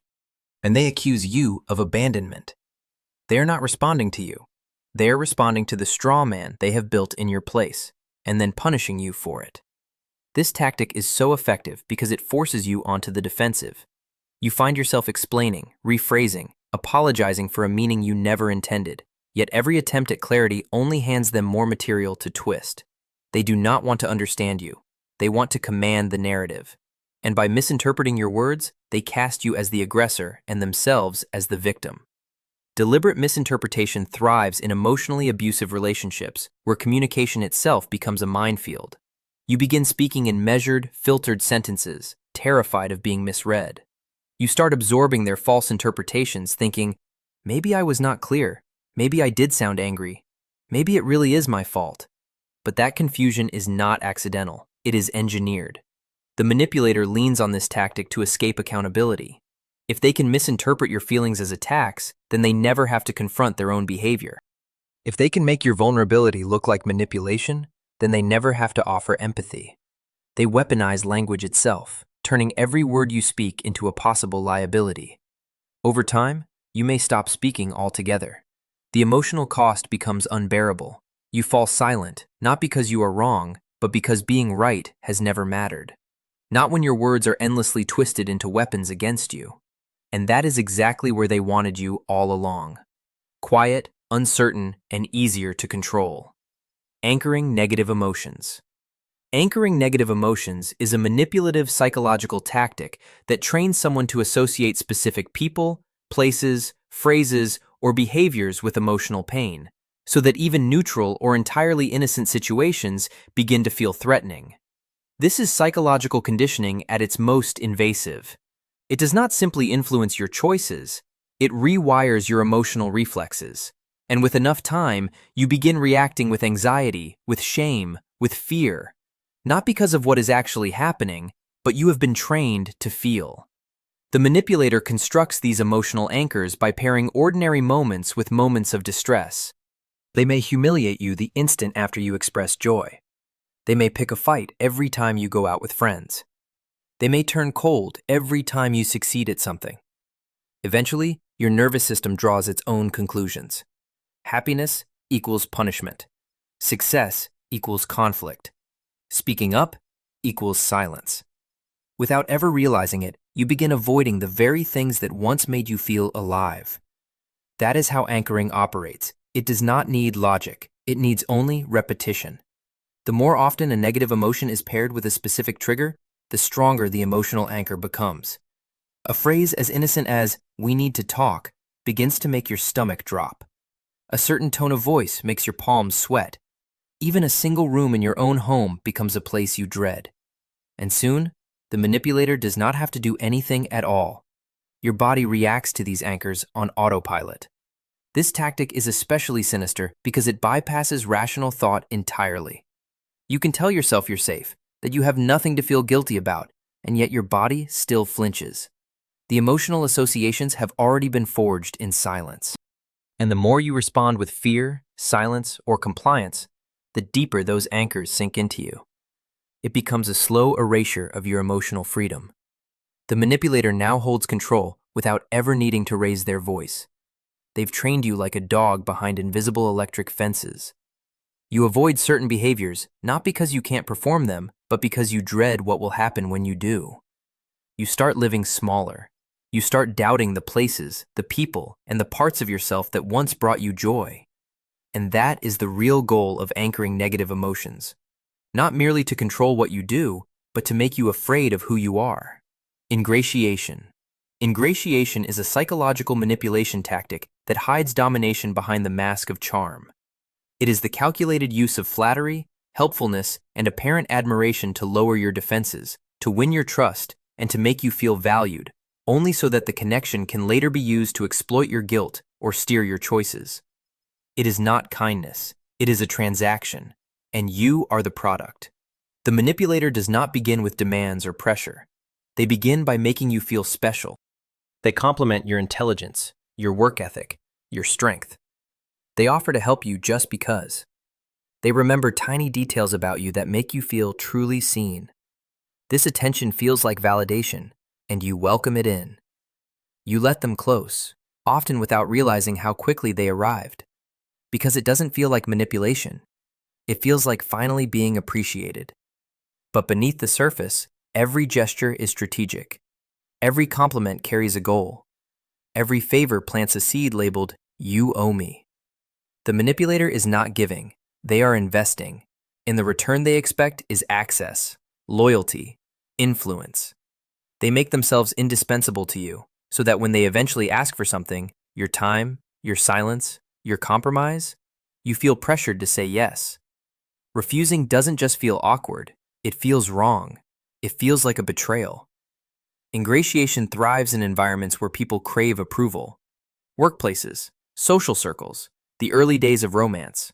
Anywhere status and acceptance carry weight. The manipulator mirrors your values, echoes your language, plays the perfect friend, the ideal teammate, the supportive partner. But over time, the charm begins to reveal its sharpened edge. The compliments become conditional. The favors are followed by guilt trips. The warmth turns to ice the moment you resist. What makes ingratiation so dangerous is how good it feels. At first, it targets your hunger to be seen, to be heard, to be affirmed. It makes you feel lucky to have someone like them in your life. You never see the trap until you are already standing inside it. Because the person who once praised your independence now criticizes you for not needing anyone. The one who adored how strong you are now calls you cold. The moment you set a boundary, their admiration becomes a leash. It was not love, it was leverage. It was not generosity, it was groundwork. And the instant you stop serving their agenda, the flattery vanishes and the real person, the one who is hiding behind all that praise, steps into the light. Emotional blackmail. Emotional blackmail is a tactic that uses fear, guilt, and obligation to force you into compliance. Not through direct threats, but through emotional pressure so intense that resisting feels like betrayal. It is not about convincing you, it is about cornering you. The manipulator does not say, Do this or else. They say, if you loved me, you would. Or, after everything I've done for you, how could you? And suddenly, saying no does not feel like setting a boundary. It feels like destroying a relationship. This tactic is devastating because it turns your own emotions into the weapon. It takes your empathy, your loyalty, your compassion, and turns them against you. It forces you to choose between your own needs and someone else's approval. And when you are being emotionally blackmailed, there is no right answer. Give in, and you feel used. Push back, and you are labeled selfish, cold, ungrateful. It often begins subtly. A partner might sigh, I guess I'll just be alone forever if you leave. A parent might say, I sacrificed everything for you, and this is how you repay me. A friend might warn, if you don't take my side, don't expect me to be around when you need someone. These are not merely statements, they are emotional traps. Say the wrong thing, and you are made to feel like a monster. You were not forced, but you were emotionally cornered. What makes emotional blackmail so dangerous is its illusion of intimacy. It often comes from the people you care about the most, the ones who know exactly which buttons to press. They do not need to yell. They only need to imply what will happen if you do not obey. Withdrawal of love, of affection, of access, of stability. And because you fear losing that connection, you comply. Not because it is right, but because you are afraid. Over time, you begin to feel responsible for their moods, their pain, their happiness. You sacrifice your truth to preserve the peace. You silence your instincts to avoid their disappointment. And each time you give in, you reinforce the belief that their love is conditional, that your worth depends on keeping them satisfied. But real love does not demand emotional ransom. Real love does not make you pay in guilt. Emotional blackmail does, and it does it with a smile, feigning ignorance. Feigning ignorance is a psychological maneuver in which the manipulator pretends not to know, not to understand, or not to remember something in order to avoid accountability, stall a confrontation, or shift the emotional burden squarely onto you. It is not genuine confusion. It is strategic amnesia. It is a way of playing dumb while remaining firmly in control. And it leaves you exhausted, second-guessing yourself, doing all the emotional labor that they refuse to touch. The manipulator knows exactly what they did. They remember the promise they made, the boundary they crossed, the thing they said that made your stomach drop. But when you bring it up, their face goes blank. They blink. They hesitate. Wait, what are you talking about? I don't remember saying that. That's not how I understood it. The moment you need clarity, they offer fog. This tactic is infuriating because it turns truth into a labyrinth. You're left holding not just your own emotions, but now also the burden of having to explain reality to someone who is pretending not to grasp it. The harder you try to pin down what happened, the more they slip out of reach, using your rising frustration as evidence that you're the unstable one. You become the overreactor, the accuser, the one making a big deal out of nothing. Feigning ignorance is especially cruel because it is passive. There is no yelling, no insults, just a shrug, a vacant look, a quiet refusal to meet you in the truth. And yet the psychological impact is devastating. It makes you feel invisible, invalidated, as if your experiences do not matter because someone can erase them simply by pretending they never happened. It is often used in toxic relationships to sidestep emotional responsibility. A partner forgets the agreement they made. A friend claims they did not realize their comment was hurtful. A coworker suddenly misunderstood their role in a failed project. But they did not forget. They simply know that pretending to forget keeps you confused and them untouchable.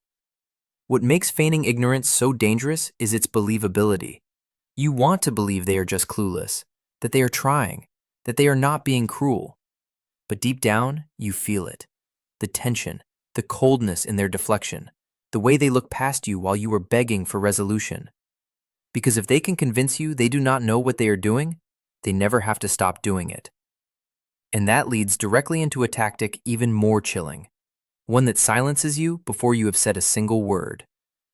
Preemptive invalidation.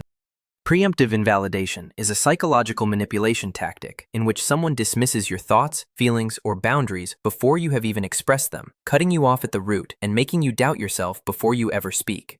It is a form of control that cloaks itself in anticipation rather than reaction. And it tells you one chilling thing: your truth will not be welcomed here. It sounds like this: I already know what you're going to say. It's ridiculous. You're not going to start with your drama again, are you? You always blow things out of proportion. These statements are delivered before you have said a word, had the chance to explain, question, or express. And that is precisely the point. By assuming your emotional response and labeling it invalid before it happens, they silence you without ever needing to hear what is real. Preemptive invalidation is not merely dismissal, it is psychological suffocation. It tells you, don't even try. Your thoughts are predictable, your feelings are wrong, your voice is unwelcome. And over time, you start to internalize that script. You hear their voice in your head before you speak. They're right. I'm overthinking. I should just drop it. So you do. And each time you do, a piece of you disappears. This tactic is often deployed by people who fear being challenged.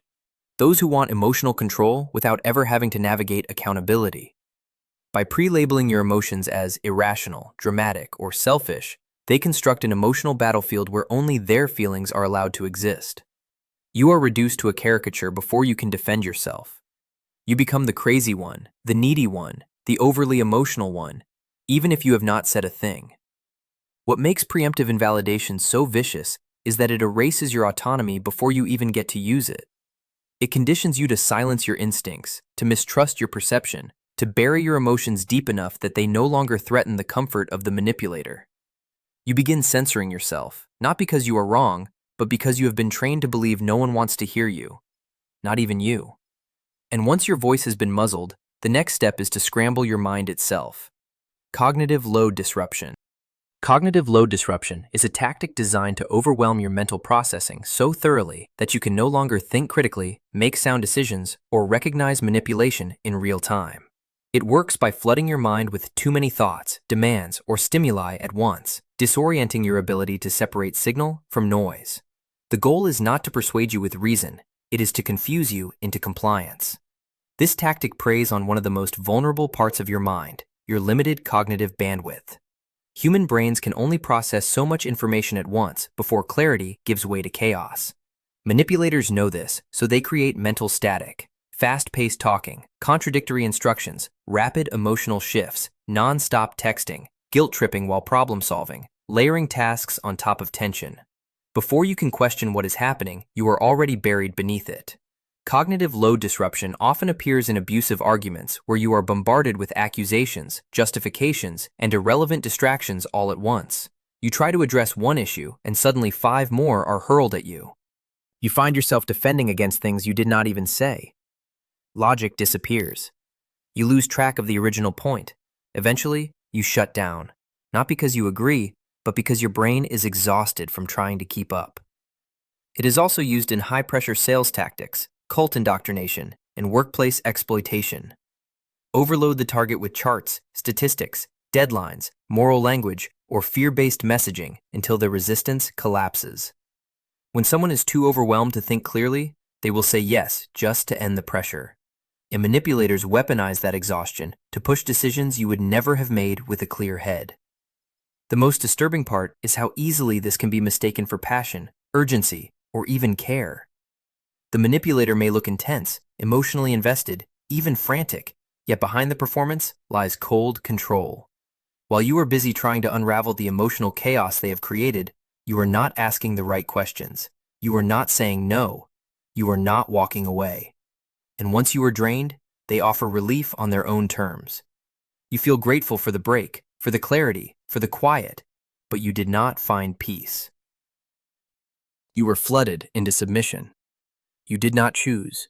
You were simply too overloaded to resist. And that is exactly how they win, by making sure your mind is too crowded to notice that you are already losing yourself. Comparative devaluation. Comparative devaluation is a covert but brutal manipulation tactic that shrinks your worth by constantly measuring you against others, real or imagined, in order to breed insecurity, control, and emotional dependence. It does not attack you head-on. Instead, it cuts you down sideways, through praise of someone else, and the message it delivers is unmistakable. You are not enough. The manipulator might say things like, Why can't you be more like her? He never complains the way you do. My ex would have handled this better. Other people seem to appreciate me more. They drop these comparisons casually, like offhand remarks, yet each one lands like a punch, targeted, deliberate, and meant to bruise. The purpose is not to compliment the other person. The purpose is to make you feel inadequate, replaceable, or defective. Because the more insecure you feel, the harder you will work to be better. The more you will chase their approval, and the more power they gain. This tactic quietly rewires your emotional instincts. Instead of feeling loved, you begin to feel constantly compared. Every choice becomes a competition. Every interaction becomes a test. You measure yourself again and again against someone else's highlight reel, carefully curated by the manipulator to make you feel smaller. It creates a hunger for validation that only they can feed, and they decide when or whether to give it. Comparative devaluation is especially damaging because it strikes at your core identity. It does not simply say you made a mistake. It says you are less than. Over time, you begin to internalize these comparisons. You question your value, your desirability, your intelligence, your very place in someone's life. You start to see yourself through their distorted lens, and slowly, you start to believe it. And just when your self-esteem begins to crack, they may toss you a breadcrumb of praise, making you chase the high of finally being enough. But it never lasts. Because the point of comparative devaluation is to keep you striving, not succeeding. To keep you feeling forever just behind whoever they have placed on a pedestal, even if that person does not truly exist. It is not admiration. It is emotional sabotage dressed up as feedback. And its purpose is not to inspire growth. It is to keep you insecure enough to stay. Friends, a small request. Support The Dark Mind with a like. It really helps the channel grow. Now, back to the story. The idealization, devaluation, discard cycle. The idealization, devaluation, discard cycle is a manipulative psychological pattern used by narcissists and emotional abusers to gain total control over a person by methodically building them up, tearing them down, and then throwing them away. It is not a relationship, it is a strategy, and it is designed to keep you emotionally addicted while quietly stripping you of your identity. It begins with idealization, the love bombing phase.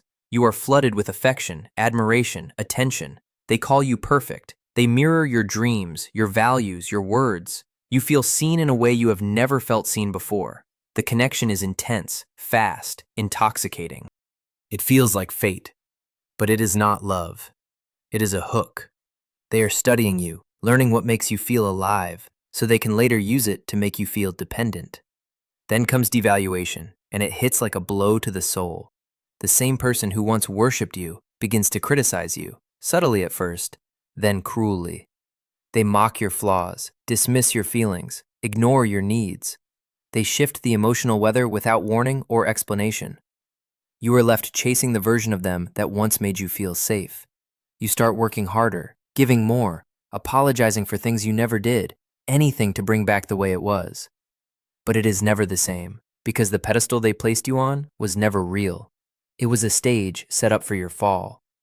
The more you try to reclaim their love, the more they withdraw, until one day they slide into the final phase, the discard.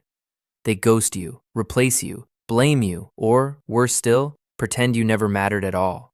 You were left hollow, questioning everything. Was any of it real? You comb through memories, messages, small gestures, searching for proof that the beginning was not a lie. But they have already moved on, either to the next target or into a new mask of perfection. What makes this cycle so devastating is how precisely it is tailored to your deepest desires and then turned into a weapon against you. You were not loved. You were used as a mirror, held up to reflect their fantasy. And the moment you stopped serving that fantasy, the moment you needed something back, they shattered the illusion. It made you feel as though you had been the problem all along. And the worst part of all, you still miss them. Not for who they were, but for who they pretended to be. Plausible deniability framing. Plausible deniability framing is a manipulation tactic in which a person deliberately shapes their words, actions, or intentions in a vague, indirect, or ambiguous way so that when they are called out, they can deny everything with a perfectly straight face. It is a psychological smokescreen. They step just close enough to the line to hurt, manipulate, or mislead you, but never so clearly that you can prove it beyond any doubt. And when you confront them, they flip the script. That's not what I meant. You're reading too much into it. I was just joking. This is gaslighting in a suit and tie. Clean, calculated, and maddening. You know what they said. You felt what they did. But they have framed it just vaguely enough that any accusation sounds like your problem. You end up looking like the one who is overanalyzing, being too sensitive, or leaping to conclusions. They remain calm, composed, untouchable, while your grip on reality begins to slip. That is the cruelty of this tactic. It leaves you stranded between what happened and what you cannot prove. It forces you into silence, because every attempt to defend yourself only makes you appear more unstable. And the more you question it, the more you begin to question yourself. Perhaps you did take it the wrong way. Perhaps they truly did not mean it like that. Perhaps you are the one turning nothing into something. But it is not nothing. It is precision cruelty, engineered to hand them total control without ever owning a single consequence. This tactic is a favorite of narcissists, abusers, and manipulators who understand the power of implication. They wield facial expressions, tones, body language, and innocent-sounding wording to deliver emotional punches that leave no fingerprints behind. It grants them the power to wound you while still playing the victim or the saint. Plausible deniability is not merely a defense, it is part of the plan. They set the trap and stand just far enough away to claim they had nothing to do with it. And when you finally erupt in frustration or pain, they step back, smile, and murmur, "Wow, I didn't realize you were so emotional." They get to win twice, once by wounding you and again by making you doubt it ever happened. This is gaslighting in a suit and tie. The truth sandwich technique is a deceptive manipulation tactic that hides lies or harmful intentions between two layers of truth, making the falsehood easier to swallow and far harder to detect. It is psychological sleight of hand, blending fact with fiction so seamlessly that the target internalizes the lie as truth simply because, in context, it feels true. It is not about convincing you with logic. It is about disarming you with structure. Here is how it works. The manipulator opens with a statement that is undeniably true, something you recognize and readily agree with. That is the first slice of bread. It builds rapport, earns trust, and sets the emotional tone. Then, tucked quietly in the middle, comes the distortion, the twist, the manipulation, the piece of misinformation. By the time you realize it is there, you are already nodding along. And finally, they close with another piece of truth, a reassuring, familiar idea that reinforces everything they have just said. That is the second slice. You are left holding a full sandwich that feels credible, even though the center is rotten. For example, I've always supported your dreams. That is truth. But lately, your behavior has been selfish and ungrateful. That is the manipulation. Still, I care about you, and I just want what's best for us. That is truth again. The middle line lands harder because it is framed by warmth and familiarity. It does not feel like an attack. It feels like a caring observation. And so you believe it, or at the very least, you stop defending yourself. The brilliance of this tactic lies in the way it hijacks your emotional reasoning. When you are exposed to truth, your guard drops. You stop scanning for danger. The lie slips beneath your radar. And because it is sandwiched between things that feel safe and recognizable, your brain processes the entire message as trustworthy. In arguments, in politics, in relationships, and in sales, manipulators use the truth sandwich to get you to accept something you would ordinarily question. They exploit your pattern-seeking nature. If parts of what they are saying align with your memory or values, you instinctively give the rest a pass. What makes the truth sandwich so dangerous is its subtlety. You do not even realize you have eaten the lie until you are already reacting to it emotionally, behaviorally, relationally. You feel guilt, fear, or shame, and you cannot say why. Because it did not sound like manipulation. It sounded like someone who cares. And that, perhaps, is the most unsettling part. Because the next tactic takes this deception one step further, pulling other people into the web. Gaslight by proxy is a chilling and deeply manipulative extension of gaslighting, in which the manipulator recruits other people, friends, family, coworkers, even therapists, to reinforce their distorted version of reality and make you doubt your own. Instead of simply twisting your perception one-on-one, they enlist third parties to validate their lies, discredit your experiences, and isolate you emotionally. This is not just gaslighting. It is psychological warfare with backup.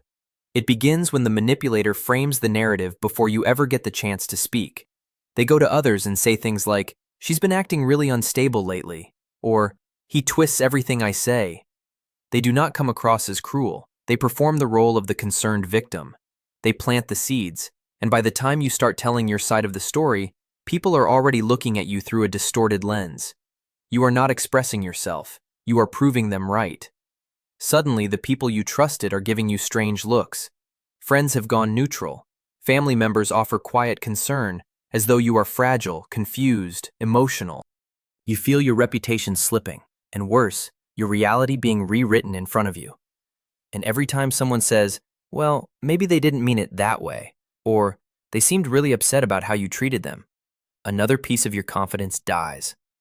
That is what gaslight by proxy does. It isolates you inside your own mind. You begin to doubt your memory, your emotions, your instincts. You stop speaking up because it seems no one will believe you anyway. And the manipulator? They sit at the center of it all, untouchable, admired even, because they have built a network that reflects their truth, not yours. What makes this tactic so devastating is the betrayal it carries with it.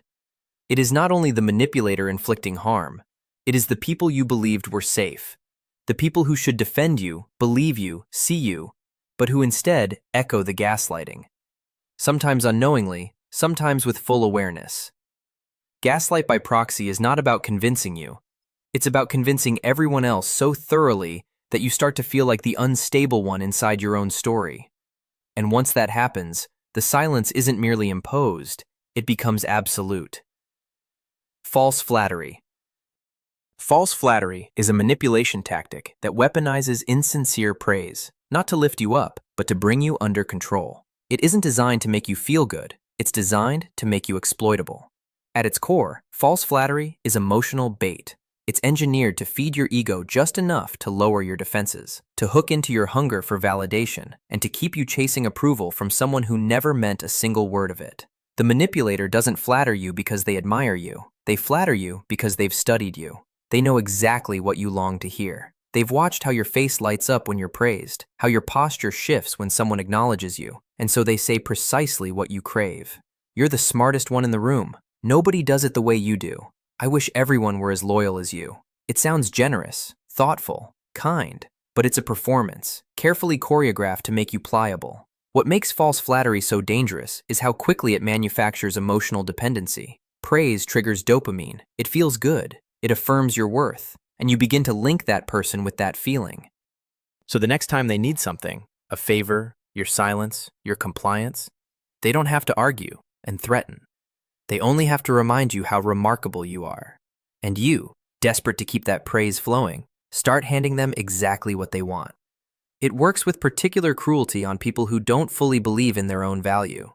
If you're insecure, if you're worn down, if you're still healing from rejection, false flattery doesn't just sound nice, it feels necessary.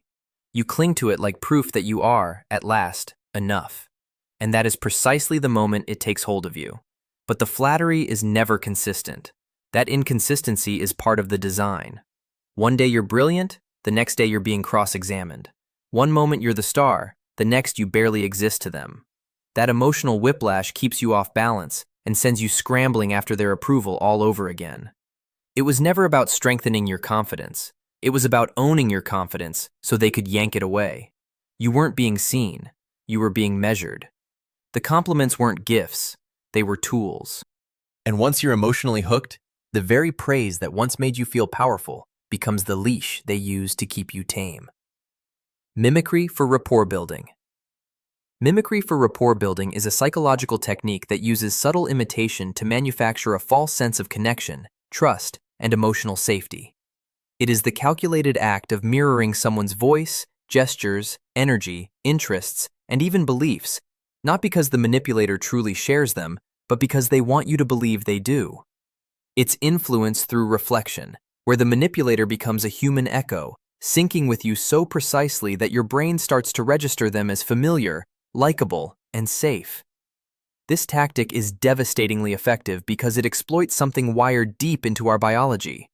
We trust what feels like us. When someone matches our rhythm, when they speak at our pace, adopt our posture, or reflect our values back at us, it triggers a primal signal in the brain that whispers, belonging. You don't even notice it's happening. You simply feel understood, seen, comfortable. And that is exactly the moment your guard falls. The manipulator knows this, so they study you. If you're introverted, they soften their tone. If you use sarcasm, they begin using it too. If you love certain music, hobbies, or ideas, they suddenly share those interests. You start hearing lines like, "I've never told anyone this before either," or "It's uncanny how alike we are." You feel like you found a soulmate, a best friend, a missing piece. But it isn't a bond, it's a performance. Mimicry for rapport building isn't about genuine connection, it's about the acquisition of trust. The goal is to manufacture alignment so that you open up faster, attach faster, and become easier to manipulate later. It's common in sales, in seduction, in cult recruitment, and in toxic relationships. The mirroring is executed so flawlessly that by the time the mask finally slips, you're already emotionally invested. And when they inevitably shift, when they stop reflecting you and reveal a colder, more controlling version of themselves, you feel confused, even betrayed. But some part of you still clings on, because you remember that early connection, that sense of being so perfectly understood. What you don't yet realize is that this version of them never existed. It was you, reflected back at you, in order to gain access to your trust. That's the danger of mimicry. It doesn't feel like manipulation. It feels like coming home, until it becomes a trap. Jealousy induction. Jealousy induction is a psychological manipulation tactic in which someone deliberately provokes feelings of jealousy inside you in order to gain power, trigger insecurity, or steer your behavior. It isn't accidental, it's engineered, and it strikes exactly where it hurts: your self-worth, your trust, your sense of safety inside a relationship. The manipulator doesn't build connection through honesty or affection. They build obsession through emotional destabilization. At first, it may seem subtle. They talk about someone else a little too often. They mention an ex, compliment a stranger, or flirt right in front of you, then deny it with a small smirk. You're overreacting. I was just being friendly. But deep down, you feel it. The tightening in your chest, the drop in your stomach, the quiet war between your pride and your panic. That isn't an accident. That is the entire point. Jealousy induction is about shifting the balance of power. The moment the manipulator sees you growing comfortable, secure, or emotionally grounded, they destabilize you with doubt. Suddenly, you're no longer certain where you stand. You start questioning your attractiveness, your importance, your place in their life. And while you're spiraling, they sit back and watch, calm, in control, feeding on your reaction. Because your jealousy isn't a problem for them, it's a signal that you care, that they have you wrapped around their finger. This tactic is especially cruel because it makes you feel like the problem. When you confront them, they accuse you of being jealous, needy, or insecure. You feel ashamed for having emotions they deliberately triggered. You start competing with ghosts, exes, coworkers, random names they casually drop just to get a reaction. And every time you try to set a boundary, they twist it into a weakness. I can't even talk to other people now. Over time, jealousy induction doesn't just make you paranoid, it makes you dependent. You start working harder to impress them. You lose sleep wondering if you're enough. You overgive, overplease, overthink, hoping that if you just do more, they'll stop making you feel so replaceable.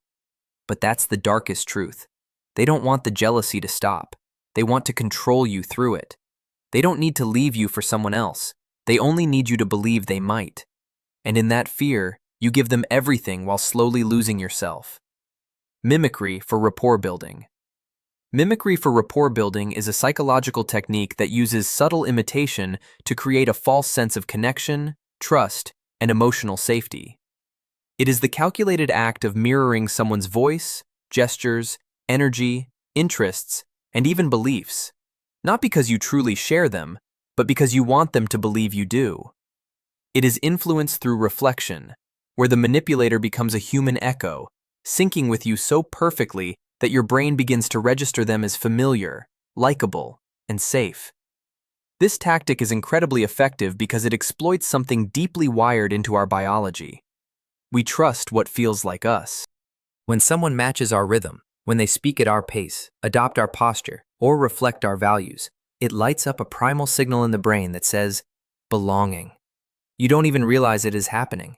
You simply feel understood, seen, comfortable. And that is when it turns into a trap. Weaponized incompetence.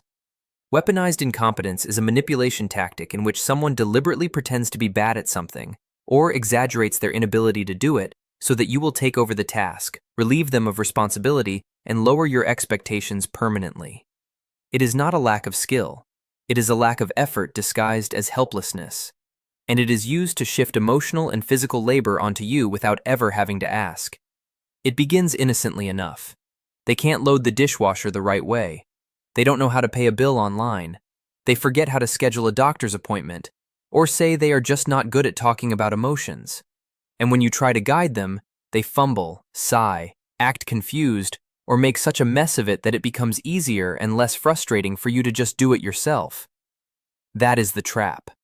You become the fixer, the emotional manager, the default adult in the relationship, and they get to sit back and play dumb.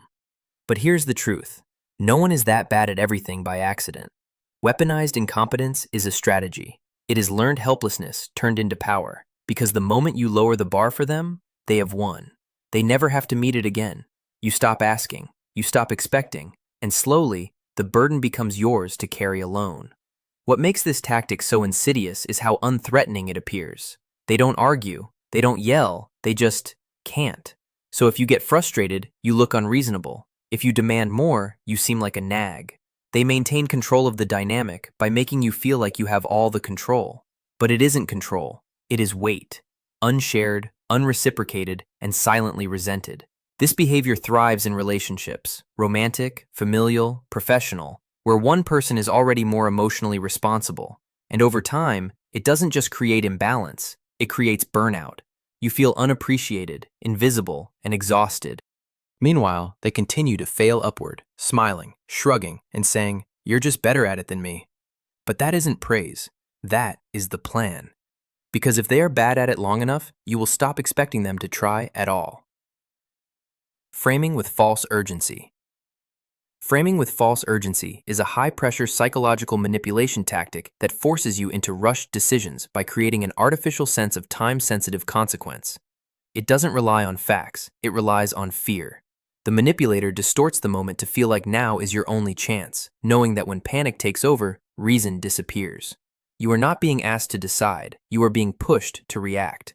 It often comes cloaked in concern or opportunity. This is a once-in-a-lifetime chance. If you don't act now, it will be too late. We don't have time to talk it through, you just have to trust me. These phrases aren't information, they are psychological throttles. They accelerate your decision-making process past the speed of logic and straight into emotional chaos. This tactic is used in abusive relationships to push boundaries, sexually, financially, emotionally. It is used in sales to manipulate buyers into saying yes before reading the fine print. It is used by cult leaders, shady employers, and manipulative partners who want control without giving you time to think. The clock is always ticking, and that ticking is the trap. What makes this technique so dangerous is that it doesn't feel like coercion, it feels like urgency. Your brain interprets it as a moment of importance. It slips into fight or flight mode, searching for the fastest exit from discomfort. So you agree. You comply. You say yes just to escape the pressure. But what you are really escaping is clarity. Because the manipulator knows that if you had even a few minutes to think, you might choose differently. Once you comply, they often back off. The urgency fades as if it never existed, and that is when the shame sets in. You realize you were rushed, manipulated, cornered. But by then, you've already signed the paper, crossed the line, or made the promise, and they are counting on you to stay quiet, too embarrassed or too confused to push back. Framing through false urgency works because it hijacks your ability to pause. It punishes hesitation. It disguises pressure as importance and stress as necessity. The more overwhelmed you feel, the more likely you are to hand over your power, just to silence the noise, just to feel safe again, even if it means sacrificing what truly matters to you. And here is where the next weapon slides into place. Quieter than urgency, but far more surgical. Deceptive framing. Deceptive framing is a manipulation tactic that controls perception by carefully twisting the way information is presented, rather than what is actually being said. It does not rely on outright lies. It relies on selective truths, loaded language, and psychological spin to make something harmful appear harmless or even virtuous. It is not about what you see. It is about making sure you see it only through their lens. This tactic is subtle, powerful, and disturbingly common. A manipulator will not say, "I ignored your needs." They will say, "I gave you space because I did not want to smother you."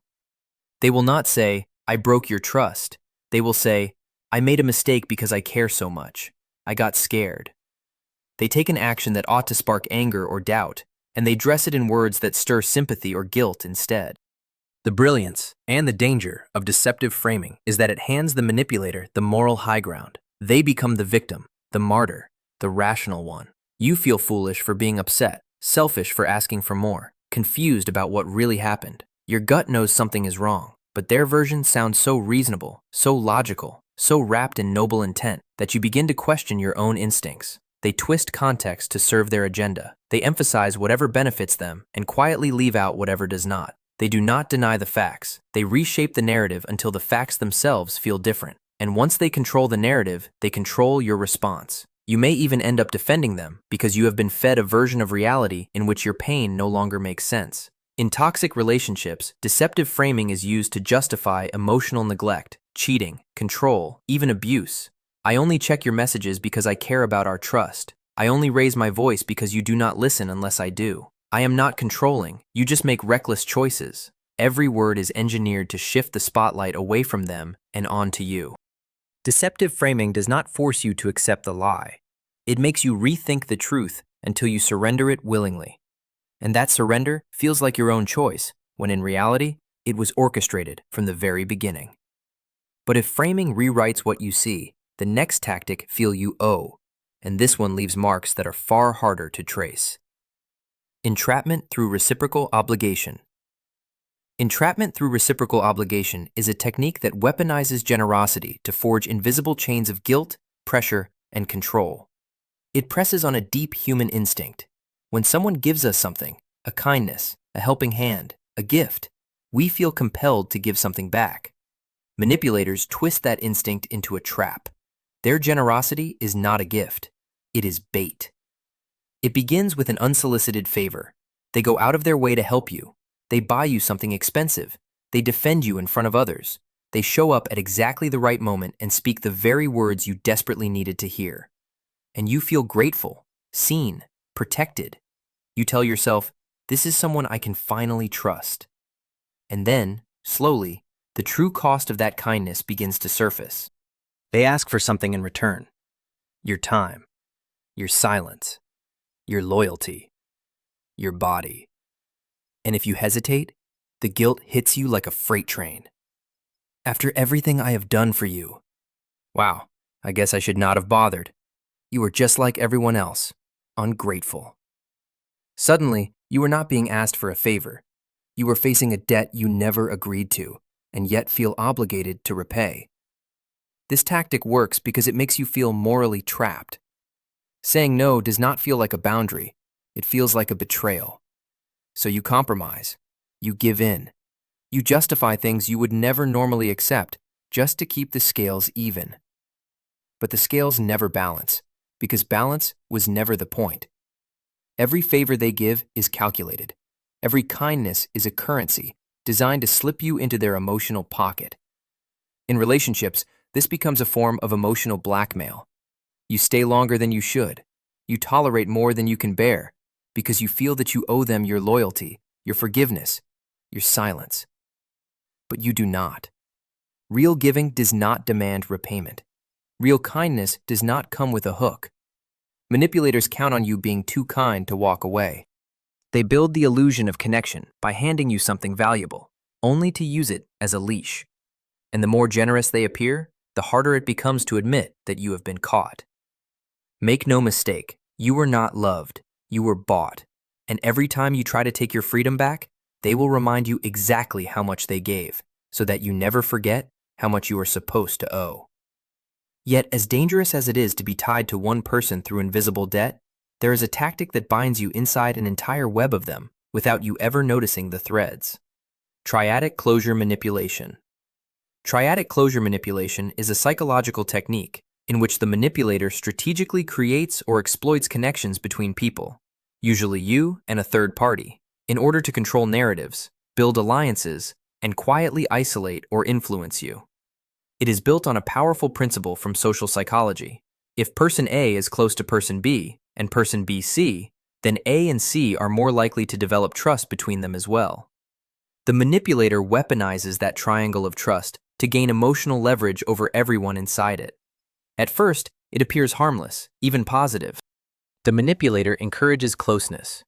You two would get along so well. Let me introduce you to someone who really understands me. You are going to love them. They position themselves at the very center of the triangle, the connector, the bridge. But what you do not realize is that they are carefully controlling what each person knows about the other. They plant seeds. Just a heads up, she can be emotional sometimes. Do not take what he says too seriously. He has a strange sense of humor. You walk into the new connection already biased, already softened for manipulation without realizing it. Then the real manipulation begins. They use the triangle to distort perception, sway opinions, and triangulate blame.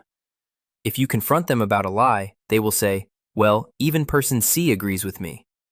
If you question their loyalty, they will answer, "I told them everything. We are all on the same page." Now you are not simply dealing with the manipulator.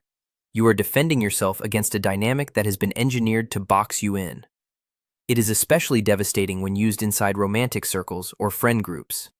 You feel as though you are being ganged up on, even when no one is directly attacking you.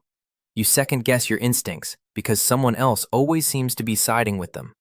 You feel unhinged, paranoid, alone. But what you are feeling is not paranoia. It is social manipulation performed by someone who understands that alliances are not built with honesty, but with carefully placed distortions. Triadic closure manipulation turns trust into a trap. It turns connection into control. And by the time you realize the triangle was not built to include you, but to contain you, have already stopped speaking freely, stopped trusting yourself, and started asking who is really on your side. Halo effect exploitation. Halo effect exploitation is a psychological manipulation tactic that uses your positive perception of one trait, such as beauty, charisma, intelligence, or success, to blind you to red flags in every other area. The manipulator does not change who they are. They simply polish one part of themselves so brightly that you never think to question the shadows hiding behind it. This is not seduction. It is misdirection. And it works because your brain wants to believe in consistency. The halo effect is a cognitive bias in which one positive trait creates the unconscious assumption that everything else about a person must also be good. If someone is attractive, we assume they are kind. If they are charming, we assume they are honest. If they are successful, we assume they are emotionally stable. But manipulators know how to weaponize that bias. They polish the part of themselves that dazzles, then hide their darker traits behind it. They may dress impeccably, speak with confidence, and make others laugh effortlessly. They may appear generous in public, loving in the early stages, or deeply intelligent in conversation. These traits make you feel safe, special, lucky, and because your mind fills in the blanks, you stop looking closely. You make excuses for their coldness, their cruelty, their control. You explain it away. They are just stressed. They did not mean it. That is not who they really are. But it is. You simply cannot see it clearly because the halo is in your eyes now. This form of manipulation is particularly dangerous because it is not overt. It does not scream abuse. It whispers charm. It is the chief executive who leads with vision but abuses power behind closed doors. The romantic partner who makes you feel adored in public but emotionally withholds in private. The perfect friend who quietly competes with you or quietly undermines you. You trust them because they shine, but that shine is not truth. It is armor. And the moment you begin to question it, when you finally start pointing out inconsistencies or setting boundaries, you are met with disbelief, not only from them, but from others, because they have exploited the halo effect so skillfully that people see their brilliance, not their damage. You are not just fighting their manipulation, you are fighting the illusion they have built, and the world is already on their side. Desensitization by gradual exposure. Desensitization by gradual exposure is a tactic that conditions you to accept unacceptable behavior, not all at once, but in tiny, almost imperceptible steps. It is the slow erosion of your boundaries through repeated, low-level violations that escalate over time until the things that once shocked you now feel normal. It does not begin with abuse. It begins with discomfort. And it is so gradual that you do not even notice how far you have been pulled under. At first, it might be a slightly mean joke, a dismissive comment, a broken promise. You feel uneasy, but they apologize or pretend it was nothing. So you let it slide. Then it happens again, perhaps a little worse, and again, and again. The behavior escalates in small doses, never so extreme that it demands immediate confrontation, but just enough to leave a mark. That is how desensitization works. Your nervous system, which once rang alarm bells, begins to fall silent. You grow used to the tension, the discomfort, the emotional shifts. You start telling yourself, it is not that bad. You adjust. You lower your expectations. You convince yourself that you are being mature, understanding, patient, when in reality, you are being conditioned. The manipulator knows exactly what they are doing. If they came at you with full-force cruelty from day one, you would run. But by introducing harm slowly, they train you to tolerate it. They reset your baseline for what feels normal inside a relationship. And by the time things become outright toxic, you have already been emotionally numb. Your instincts are dulled. Your tolerance is high. Your fight response has been replaced with silence. This tactic is used in abusive relationships, in cults, in authoritarian systems, even in toxic workplaces. It works because it does not feel like brainwashing. It feels like adaptation. You believe you are handling things well, that you are strong enough to stay calm, that your empathy is making a difference. But in truth, you are being rewired to accept the unacceptable, 1 inch at a time. And the most frightening part is that you often do not realize how far you have drifted until someone on the outside says, "Wait, how are you okay with this?" That moment does not feel like truth. It feels like waking up in a house that's already on fire. Mirroring vulnerabilities. Mirroring vulnerabilities is a deeply manipulative psychological tactic in which someone pretends to share your most private fears, wounds, or emotional scars, not to connect, but to control. This is not real intimacy. It's an emotional illusion, engineered to build trust quickly, disarm your defenses, and make you feel seen in a way that feels profound, yet is entirely fabricated. It is not shared pain. It is stolen pain. It starts the moment you open up. You tell them something raw, maybe a childhood trauma, a betrayal, a private insecurity. Most people would meet that with empathy. A manipulator sees an opening. Moments later, or even instantly, they mirror it back. That's insane. I went through the exact same thing. They match your tone. They echo your language. They mimic your emotional energy like a reflection thrown back from still water. And in that moment, you feel connected, as though you finally found someone who understands you. But they don't. They aren't revealing themselves. They're studying you. Every vulnerability you expose becomes a script for them to perform. And every time they mirror one of your wounds, you bond deeper, because it doesn't feel like manipulation. It feels like fate, like you were never alone, like this person was destined to find you. What makes this tactic so dangerous is how quickly it manufactures false intimacy. You catch yourself trusting them more than people you've known for years. You fast-track emotional investment. You start ignoring red flags because at last, someone seems to understand you. That sense of sameness becomes an emotional adhesive. You cling to the reflection, never realizing it is not real. Then the power shift begins. The very things you thought you'd shared become weapons. They know your fears, your triggers, your soft spots.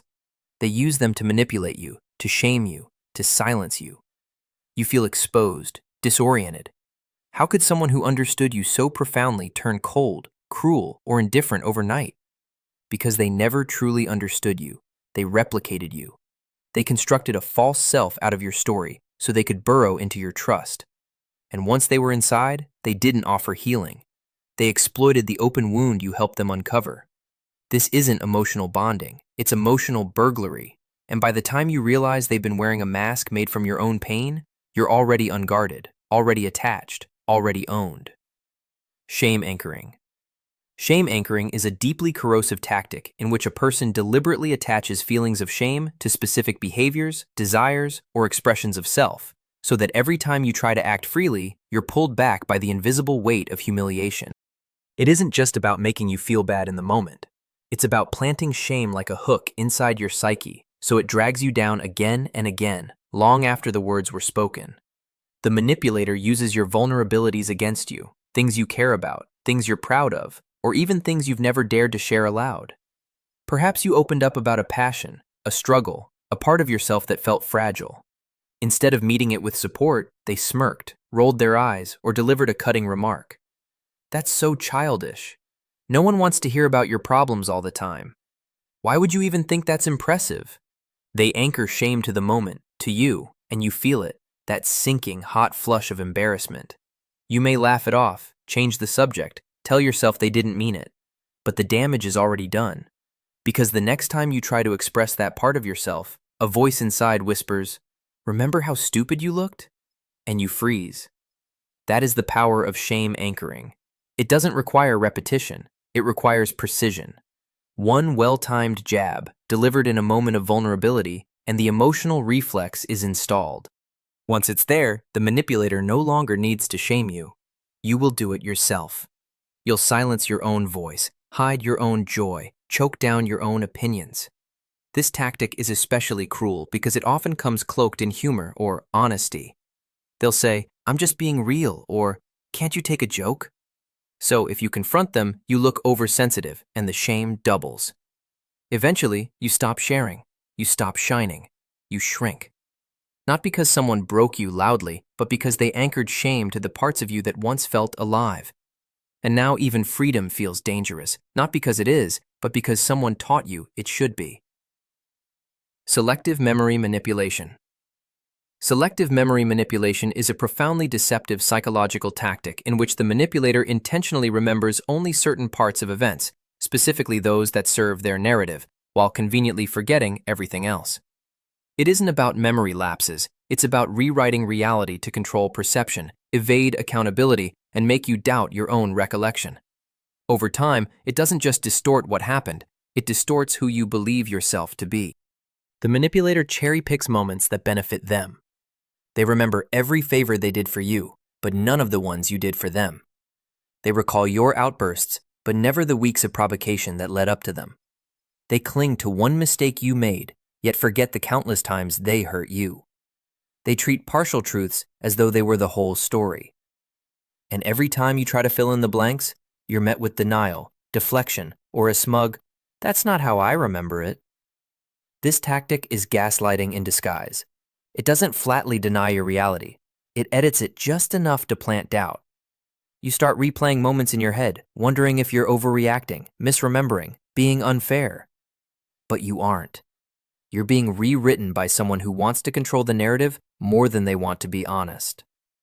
In arguments, selective memory manipulation becomes a weapon of silence and omission. They remember only the moments that cast them as the victim, and they carefully edit out anything that would make them look accountable. They'll say, "I never raised my voice," even though they did, just not when anyone else was around.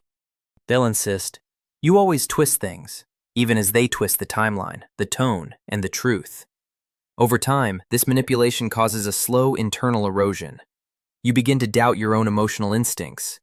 You hesitate before raising valid concerns because you're no longer certain you even remember things correctly. And that hesitation is the manipulator's quiet victory. Once you can no longer trust your own memory, you start relying on theirs. You hand over your reality like a weapon, and they use it to control the story of who you are. What you're left with isn't just confusion, it's an identity crisis. Because if they get to decide what happened, who you were in that moment, and little by little, your truth is replaced by their fiction, until even you can no longer tell which version is real. The unpredictable reward system. This tactic operates like emotional gambling. It traps you in a cycle of confusion, craving, and desperation by offering praise, affection, and approval inconsistently and unpredictably. One moment you're adored, the next, you're ignored. Then suddenly they're warm again, just long enough to make you stay, to make you hope, to make you chase. This isn't about love, it's about control. And it works by turning your nervous system into a slot machine.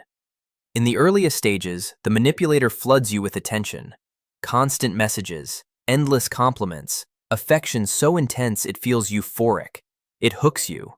And then, without warning, they pull away. They stop responding. They become distant, cold, distracted. You panic. What did I do? Did I upset them? Did I change? The silence hurts. But just as you start pulling back, just as you begin to question the relationship, they return, affectionate, reassuring, perhaps even apologetic. And in that moment, the relief you feel floods your body with dopamine. Not simple joy, relief. And that hit is more powerful than steady love, because it arrives after pain. Now you're addicted, not to them, but to the chase, to the uncertainty, to the pattern you're desperate to crack. You begin to work harder to please them. You silence your own needs to avoid pushing them away. You dissect every word, every glance, every pause, hunting for clues on how to earn the reward again. And they give it, just enough to keep the hope alive, but never enough for you to feel secure. This is precisely how the unpredictable reward system builds emotional dependence. The inconsistency is the trap. If they treated you badly all the time, you'd leave. If they treated you well all the time, you'd relax. But by weaving cruelty into kindness, they keep your emotions unstable and your focus locked entirely on them. You start blaming yourself for their distance. You start rewarding them for hurting you, simply because they stopped. And over time, you forget what real love feels like. You forget that peace shouldn't feel like winning a game you were never meant to play. And here is the darker part still ahead.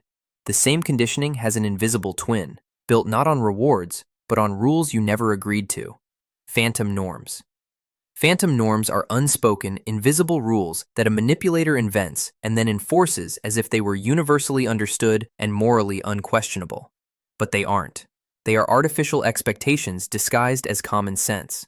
You never agreed to them. You were never told them outright. And yet, the moment you break one, you're punished as though you've committed a serious betrayal. This tactic doesn't just control your actions. It rewrites your reality. The manipulator uses phantom norms to shape your behavior without your consent. They imply standards you should already know.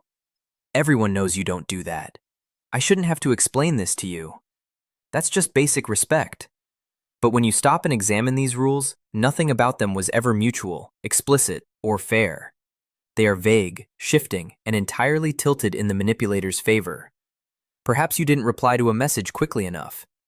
Perhaps you didn't invite them to something you never imagined they'd care about. Suddenly, you're being given the cold shoulder, guilt-tripped, or accused of being selfish. You try to defend yourself, but the more you explain, the worse it becomes.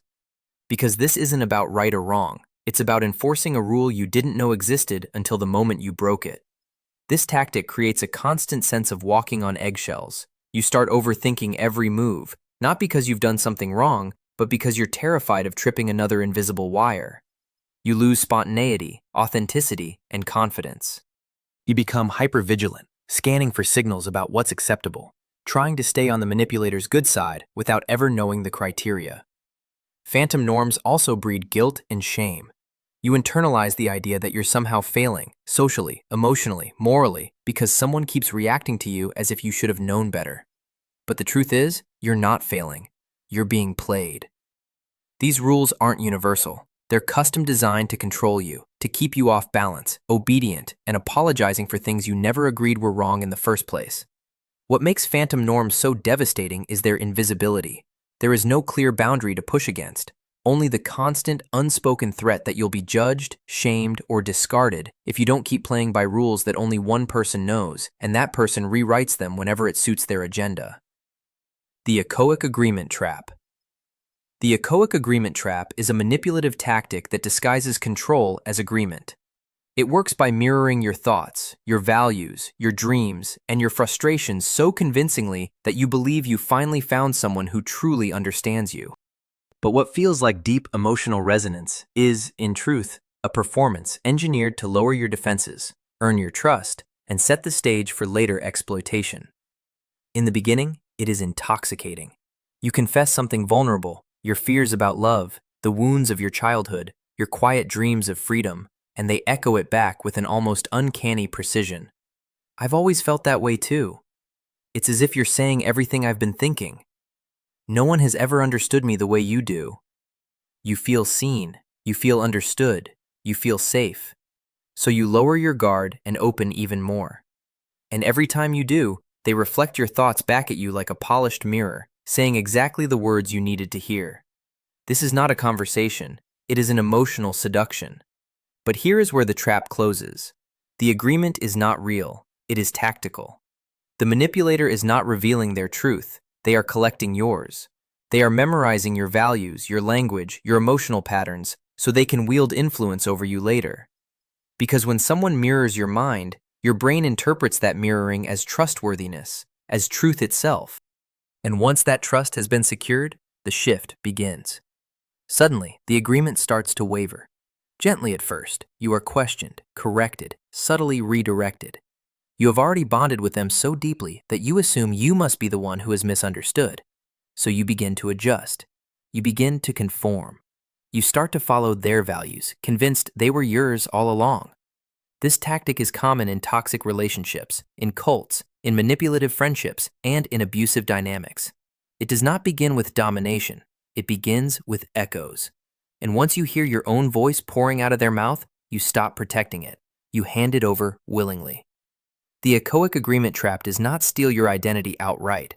It gets you to share it, piece by piece, until you look in the mirror one day and see someone else's reflection smiling back at you. False scarcity illusion. False scarcity illusion is a tactic that creates the impression that something, love, opportunity, attention, time, is critically limited, even when it is not, in order to pressure you into action, into compliance, or into emotional dependence. It hijacks your survival instincts, triggering urgency, the fear of loss, and a desperate need to secure your place before it slips away forever. But the scarcity is not real. It has been manufactured to make you feel replaceable, rushed, and never quite good enough. The manipulator might hint that they are always in high demand. Other people would kill to be with me. You're lucky I chose you. This is a one-time chance.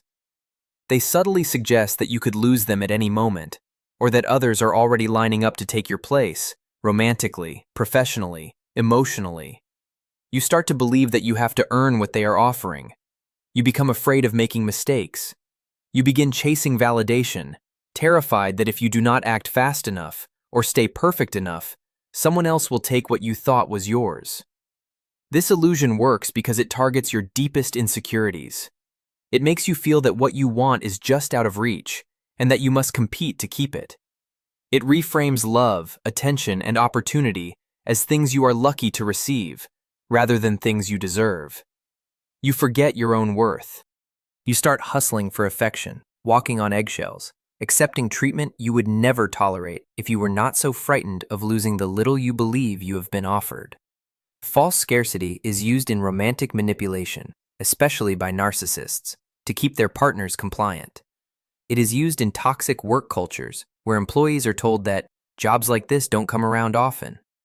It is used in marketing, in cult recruitment, and in abusive friendships. It does not matter whether what they are offering is truly valuable. What matters is that you believe it is rare. But here is the dark truth. The scarcity is a setup. The manipulator often dangles the same offer in front of others. The urgency is theater. They never intended to walk away. They simply wanted to see how far you would go to keep them. And by the time you realize there was never any shortage to begin with, you have already overinvested, emotionally, financially, physically, trying to hold on to something that was never going anywhere. Because it was never love, and it was never opportunity.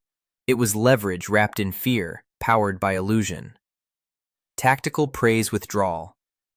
Tactical praise withdrawal is a psychological manipulation tactic in which affection, approval, and validation are given early and generously, only to be suddenly and strategically taken away. It creates a silent emotional vacuum that leaves you scrambling to earn back what you once received freely. The praise becomes a drug, Its absence becomes withdrawal. At first, the praise is intoxicating.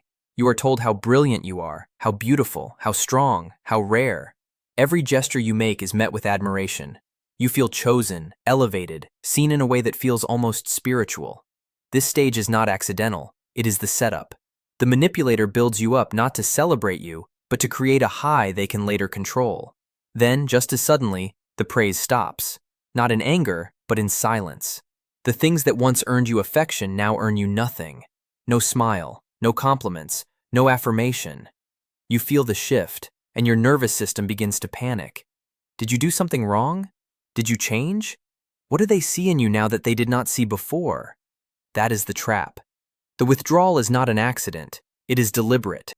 It is designed to create insecurity, to make you question yourself, to trigger a desperate effort to regain the manipulator's approval. You try harder. You apologize for things you never did. You begin molding yourself into whatever version of you they seemed to like before, not because you want to, but because you need to feel loved again. What makes this tactic so dangerous is that the praise will return, but only in small, unpredictable doses. Just enough to hook you all over again. Just enough to reward your compliance. And then, once you feel stable again, it vanishes a second time. This cycle forges an emotional dependence that feels indistinguishable from addiction. The longer the withdrawal drags on, the more euphoric their praise feels when it finally returns. You don't realize you're being trained, conditioned to equate their approval with your very worth. And by the time you catch on, you've already surrendered pieces of yourself just to win it back. Tactical praise withdrawal isn't about love, it's about power. It's not merely what they give you, it's what they take away, and how desperately they engineer your longing for it. Distorted reciprocity. Distorted reciprocity is a psychological manipulation tactic that twists the natural give and take of human relationships into a weapon. It hijacks the beautiful human instinct to return kindness and warps it into an instrument of control, guilt, and obligation. This isn't about mutual respect or a balanced exchange. It's about keeping score in secret and then using that hidden scoreboard to make you feel like you owe far more than you ever agreed to give. At first, the manipulator appears astonishingly generous. They go out of their way to help you, to give you things, to support you emotionally, perhaps even financially. You're caught off guard. It feels sincere. You start to trust. You may even feel lucky. But soon after, the tone shifts. They begin reminding you, explicitly or subtly, of everything they've done. After all I've done for you, this is how you treat me? I guess I just care more than you do. What once felt like a gift now feels like a debt.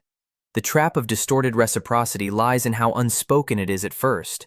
You were never told there were strings attached. You never asked for the help to be transactional. But once you accept it, the manipulator rewrites the rules. Suddenly, they expect unquestioning loyalty, endless emotional labor, immediate favors, silence, submission. And if you resist, you're ungrateful, you're selfish, you're toxic. This tactic is especially damaging because it turns your kindness into a vulnerability. You feel guilty for having needs. You feel wrong for saying no. You begin overcompensating, doing more than you want to, giving more than you can, just to make things even. But the scales are rigged. No matter how much you give, it will never be enough, because the manipulator keeps inflating what they've done and minimizing what you offer in return. Distorted reciprocity doesn't just control behavior, it corrodes self-worth. It makes you believe the only way to preserve love, safety, or peace is by endlessly paying off an invisible emotional debt. You lose the ability to say no without guilt. You stop asking for what you need. You become a servant to a balance sheet that exists only in their mind. You were never in a relationship. You were in a transaction you never agreed to, one where the price keeps climbing and the receipt is always held over your head like a loaded gun. Neurolinguistic pattern disruption. Neurolinguistic pattern disruption is a psychological manipulation tactic that interrupts your natural thought and behavior patterns through confusion, contradiction, or emotional shock, creating a fleeting mental vulnerability that the manipulator exploits to plant suggestions, steer decisions, or push boundaries you would normally never cross. It doesn't overpower you through force. It hacks your mind by derailing it. Our brains crave predictability. When conversations follow expected rhythms, our subconscious stays at the wheel. But when something abruptly doesn't make sense, a strange question, a bizarre compliment, An emotional pivot that doesn't match the situation, your mental gears grind to a halt. Your conscious mind rushes in, trying to piece together what just happened. And in that brief moment of confusion, you are wide open. That is where the manipulator strikes. They might say something strange in a moment of tension, like interrupting an argument with a random joke, a deep philosophical question, or even an offbeat compliment. Why do you always look so calm when you're upset? It's kind of beautiful. Now your anger is interrupted. Your mental track derails. You pause, and in that pause, the emotional tone of the exchange shifts, controlled by them. In darker cases, they may use pattern disruption in high emotion settings, delivering a shocking confession, a sudden apology, or an unexpected emotional outburst in the middle of a calm conversation. The chaos jolts your nervous system into a hyper-alert, reactive state, one in which you stop thinking logically and start feeling. And they guide you through that chaos with their words, nudging your thoughts exactly where they want them. This tactic is often deployed in cult recruitment, aggressive sales tactics, psychological abuse, and pickup artist strategies.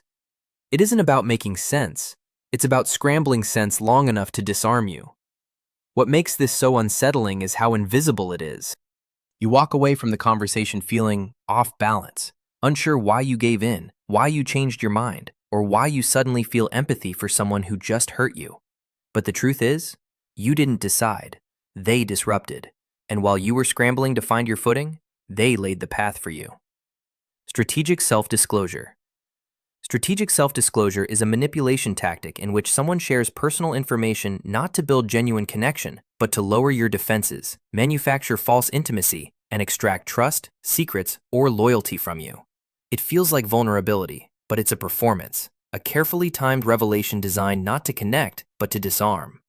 At first, it's disarming. You're speaking with someone who suddenly opens up to you. They reveal a painful memory, a dark struggle, a private story.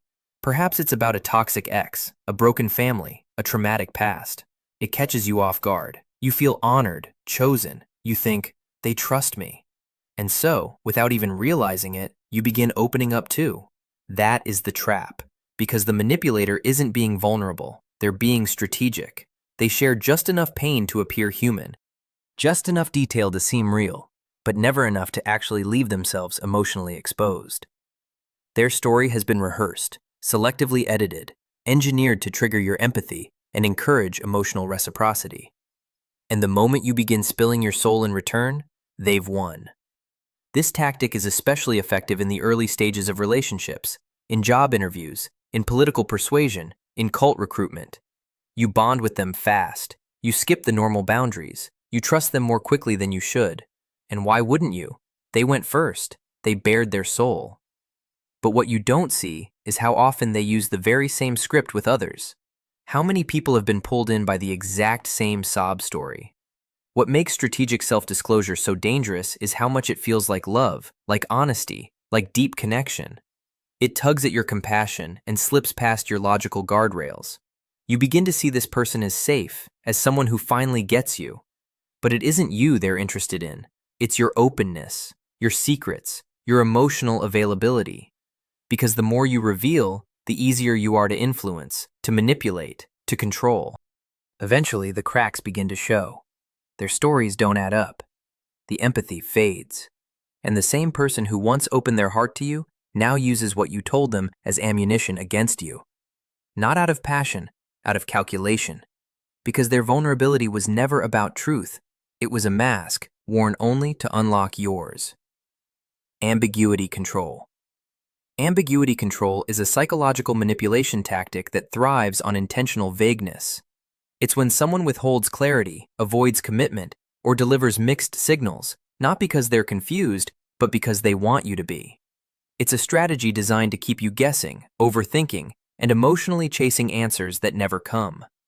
By controlling the level of uncertainty in a relationship or a conversation, the manipulator controls you. At first, it may seem like subtle miscommunication. You ask where you stand with them, and they say things like, "Let's just see where it goes," or, "I don't like labels." You bring up how their actions hurt you, and they respond, "You're reading too much into it." Their words don't contradict you outright. They simply never anchor to anything solid. And that ambiguity, it becomes the leash. Because when someone refuses to define the dynamic, you're left doing all the emotional work. You try to read between the lines. You analyze texts, replay conversations, hunt for hidden meanings. You shapeshift, you adapt, all to earn the clarity they deliberately deny you. And that's the game. The more unclear they are, the more invested you become in trying to understand them. This tactic gives the manipulator enormous power without ever making them appear cruel. They aren't yelling, they aren't accusing, they're just floating, always slightly out of reach. You can't hold them accountable because technically they never made a promise. They never said, "I love you." They never said, "We're exclusive." They never said, "I care." But they also never said they didn't, and so you stay. You stay because of what might be, because of the potential, because of the moments when it almost feels real. And those moments, those small fragments of warmth, attention, or affection, are just enough to keep you hoping, trying, waiting. What makes ambiguity control so effective is that it feels like your own uncertainty. You think the problem is your anxiety, your impatience, your inability to just go with the flow? But the truth is, you are not lost. You are being kept lost. Because as long as you are stuck in the fog, they never have to show you who they really are. Value extraction framing. Value extraction framing is a tactic in which the manipulator positions every interaction, every relationship, every exchange in terms of what you can offer and what they can gain. It's not about mutual benefit. It's about quietly conditioning you to measure your own worth by your usefulness. The unspoken message is clear. You are only as valuable as what you provide. It begins subtly. They praise you for being useful, selfless, different from the rest. They say things like, "You always come through when I need you," or, "I don't know what I'd do without you." At first it feels flattering. You feel chosen, needed. You start taking pride in your ability to help, to fix, to sacrifice. But beneath the surface, a quiet truth takes hold. If I stop being useful, I stop being loved. This framing shifts the entire dynamic. You start anticipating their needs before your own. You overextend, overgive, overfunction, just to maintain your place in their life. You stop asking for anything because you're afraid it will make you seem demanding or high maintenance. They don't have to say it outright. You've already internalized the rule. Your value is conditional. And the manipulator reinforces this rule by reacting negatively the moment you assert boundaries or say no. Suddenly, you're not the amazing friend, partner, or employee anymore. You're difficult, you're cold, you're replaceable. They make you feel like a burden for needing rest, for needing space, for needing recognition. And just like that, you scramble to prove your worth all over again. Not through love, through service. Value extraction framing is especially destructive because it doesn't scream abuse, it whispers unworthiness. You're never directly told you don't matter. You're simply, slowly trained to believe that your needs matter less than your function. That love must be earned through sacrifice. That peace is kept by producing, fixing, pleasing, performing. Over time, you begin to disappear. Not all at once, but in small, quiet ways. You stop expressing yourself. You stop being messy, real, human. You become efficient, predictable, emotionally available only when it's convenient for them. And they thrive, feeding off your effort, your energy, your silence, while you slowly forget that your value was never meant to be a transaction. Fear, then relief technique. The fear, then relief technique is a psychological manipulation tactic that jolts you with anxiety, panic, or dread, and then suddenly removes the threat to trigger emotional vulnerability, compliance, and gratitude. It doesn't just influence your behavior, it hijacks your nervous system. And it works because the moment fear is relieved, your brain releases a chemical flood of relief so powerful it makes you more likely to trust, agree, or obey the very person who scared you in the first place. This tactic begins with fear. It could be a threat, a lie, a misunderstanding, or a moment of high tension.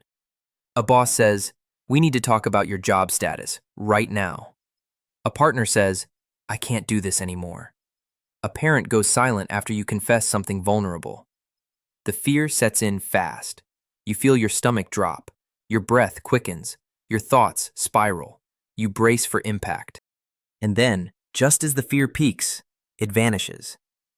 "I was just kidding. It's not that serious. Don't worry, I was just testing you." That's the relief. and it's designed to make you emotionally collapse into the arms of the person who just made your heart race. In that moment, you're flooded with gratitude, not clarity. You don't question why they scared you. You don't examine the manipulation. You just feel grateful that things aren't as bad as they almost were.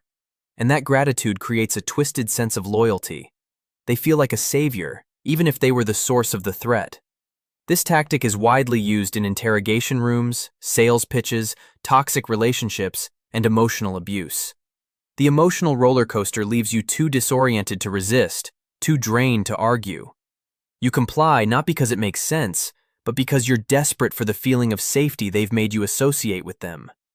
The danger of the fear then relief technique is that it builds dependence. You begin associating your peace with the person who took it away in the first place. And before long, you're not avoiding danger. You're clinging to the illusion of safety, even when you should be running from the one who created the fear to begin with. Reverse mirroring.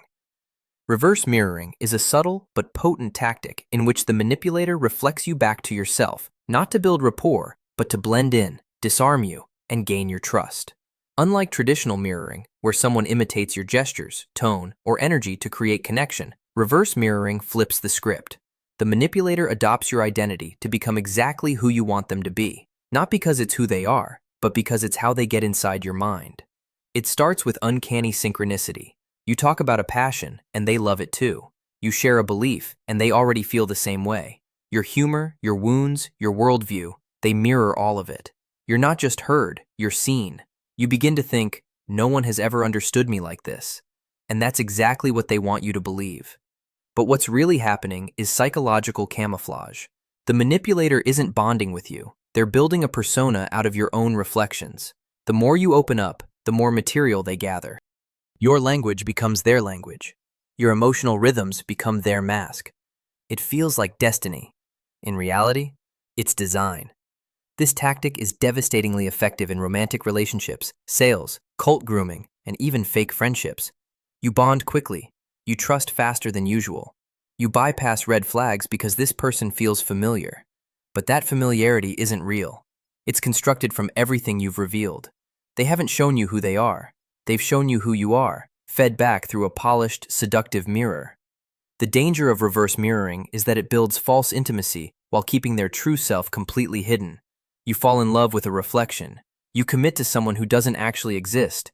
And when their mask eventually slips, when their real behaviors contradict the identity they mirrored, you feel betrayed, confused, even ashamed. You wonder, how could I have been so wrong? But you weren't wrong. You were targeted. The manipulator never showed up to be known. They showed up to be accepted. And the quickest way to earn your acceptance was to become a version of you. Not for love, not for connection, but for access, influence, and control. They didn't mirror you to get closer. They mirrored you so you'd never see who they really were. Social proof hoaxing. Social proof hoaxing is a psychological manipulation tactic that fabricates or exaggerates popularity, approval, or consensus to influence your beliefs, choices, and trust. It exploits one of the most powerful principles of human behavior. If others believe it must be true. But in this case, the others are illusions, carefully curated, selectively presented, or outright invented to make you question your instincts and follow a crowd that doesn't actually exist. It starts subtly. The manipulator references vague people who agree with them. Everyone else thinks I'm right. My friends say you're overreacting. No one else has ever had a problem with me. They drop these statements not as facts, but as anchors, and your brain, wired for social survival, starts second-guessing itself. If you're the only one who sees the issue, maybe you are the problem. Maybe your perception is off. Maybe you're being unreasonable. But here's the truth. There is often no everyone. There are no friends weighing in. There is no silent consensus. There's just you, doubting yourself because of a lie that was made to feel like evidence. Social proof hoaxing is especially effective in group settings or online environments. A manipulator might fake testimonials, reference anonymous support, or align themselves with authority figures who never endorse them. They may surround themselves with people who agree by default, or punish dissent so harshly that silence becomes complicity. They don't need real credibility. They only need to appear backed by numbers. And once you believe the group stands behind them, holding your ground becomes far harder. You go silent to avoid being the outlier. You conform to avoid isolation. That is the whole point, to make resistance feel socially dangerous. Over time, you may even begin echoing their narrative just to feel safe, just to belong, just to survive in a world where your truth feels outnumbered, even when it is the only truth that is real. Social proof hoaxing does not use facts. It uses the fear of exclusion. And it works not because you are weak, but because human beings were built to follow the crowd, even when the crowd is a ghost. False equivalence framing. False equivalence framing is a psychological manipulation tactic that distorts logic by comparing two unlike things as if they carried equal weight, equal blame, or equal impact. It is not an argument. It is a sleight of hand, a way to blur moral lines, shift accountability, and make you feel just as guilty, just as flawed as the manipulator himself. It is the art of saying, well, you do it too, even when what they did cut deeper, hit harder, or crossed lines you never approached. This tactic thrives in conflict. You confront someone for lying, and they answer, well, you kept secrets too. You call them out for manipulation, and they fire back, you're controlling sometimes, don't act like a saint. It sounds balanced, it sounds fair, it sounds reasonable, but it is none of those things. Because what they are doing is not taking accountability, it is diluting it, twisting the situation until everything feels gray, until you can no longer tell the abuser from the victim. False equivalence is especially disorienting because it targets your empathy. You want to be fair. You are willing to own your flaws. So when someone flips the script, you pause. You look inward, and while you are busy questioning yourself, they are quietly slipping away from the consequences of their actions. The more you bend to make things equal, the more power they regain. This tactic also surfaces in toxic relationships, where one person crosses a clear line, cheating, gaslighting, or emotionally abusing, and then frames your reaction as equally harmful. You yelling at me is no better than me lying to you. Or, you walked out of the house during the argument, that's abandonment too. The goal is not reconciliation. The goal is neutralization, to make sure no one is truly held accountable, especially not them. What makes false equivalence framing so dangerous is how quickly it erodes your moral compass. You start to believe that fairness means shared blame. Even when one person clearly crossed the line, you begin softening your voice, holding back your truth, minimizing your own pain to be the bigger person. And in doing so, you let them off the hook. This is not equality. It is emotional sabotage wrapped in the language of balance. They do not want to meet you halfway. They want to drag you down into the mud so they never have to climb out of it. And if you allow them to reframe your truth into something just as bad, they win. Not because they are innocent, but because they convinced you that no one is. Artificial authority creation. Artificial authority creation is the tactic in which someone fabricates or exaggerates status, expertise, or credibility to seize control, obedience, and admiration without ever having to earn any of it. It is not about being truly qualified. It is about appearing powerful enough that others stop questioning, start obeying, and hand over trust they would never give so freely if they knew the truth. This tactic works because human beings are conditioned to respect authority. From childhood, we are taught to listen to teachers, bosses, doctors, and leaders. So when someone walks into your life with the right tone, the right title, the right image, your brain registers them as someone to defer to. And a manipulator knows exactly how to dress that illusion up. They may flash credentials that cannot be verified. They may reference vague experience, drop the names of influential people, or tell you how respected they are in their field. They may borrow the language of psychology, of business, of religion, of science, to sound authoritative, even when what they are actually saying is shallow, misleading, or completely fabricated. Their confidence becomes your evidence. And once you buy into that authority, the power shifts. You stop challenging their opinions. You start accepting their criticisms. You second-guess your own knowledge, even when you are right. This tactic thrives in toxic relationships, in workplace hierarchies, in spiritual abuse, and in predatory coaching or self-help environments. A manipulator using artificial authority might say things like, "Trust me, I know people like you. You wouldn't understand. I've studied this for years. I'm only telling you this because no one else will be honest with you." They do not give you facts. They give you a throne, and they sit on it before you realize it is made of air. What makes this tactic so dangerous is how quickly it dissolves your confidence. You stop trusting yourself. You defer. You comply. You obey. And even when your instincts scream that something feels wrong, you override them. Because surely someone with this much authority could not possibly be manipulative, right? But real authority does not need to convince you. It does not need costume or performance. Only artificial authority requires that, because its power does not come from truth. It comes from the illusion of it, and it only works if you believe the crown is real. Empathy weaponization. Empathy weaponization is one of the most insidious psychological manipulation tactics of them all, because it uses your greatest strength, your ability to care, to feel, to understand, against you. It is the calculated exploitation of your compassion to excuse harmful behavior, to avoid consequences, or to keep you emotionally trapped. It does not break your heart all at once. It uses your heart to break your boundaries, piece by piece. The manipulator does not scream. He does not demand. He suffers. He weeps. They shut down. They tell you about their trauma, their pain, their tragic past, precisely in the moments when they should be offering an apology.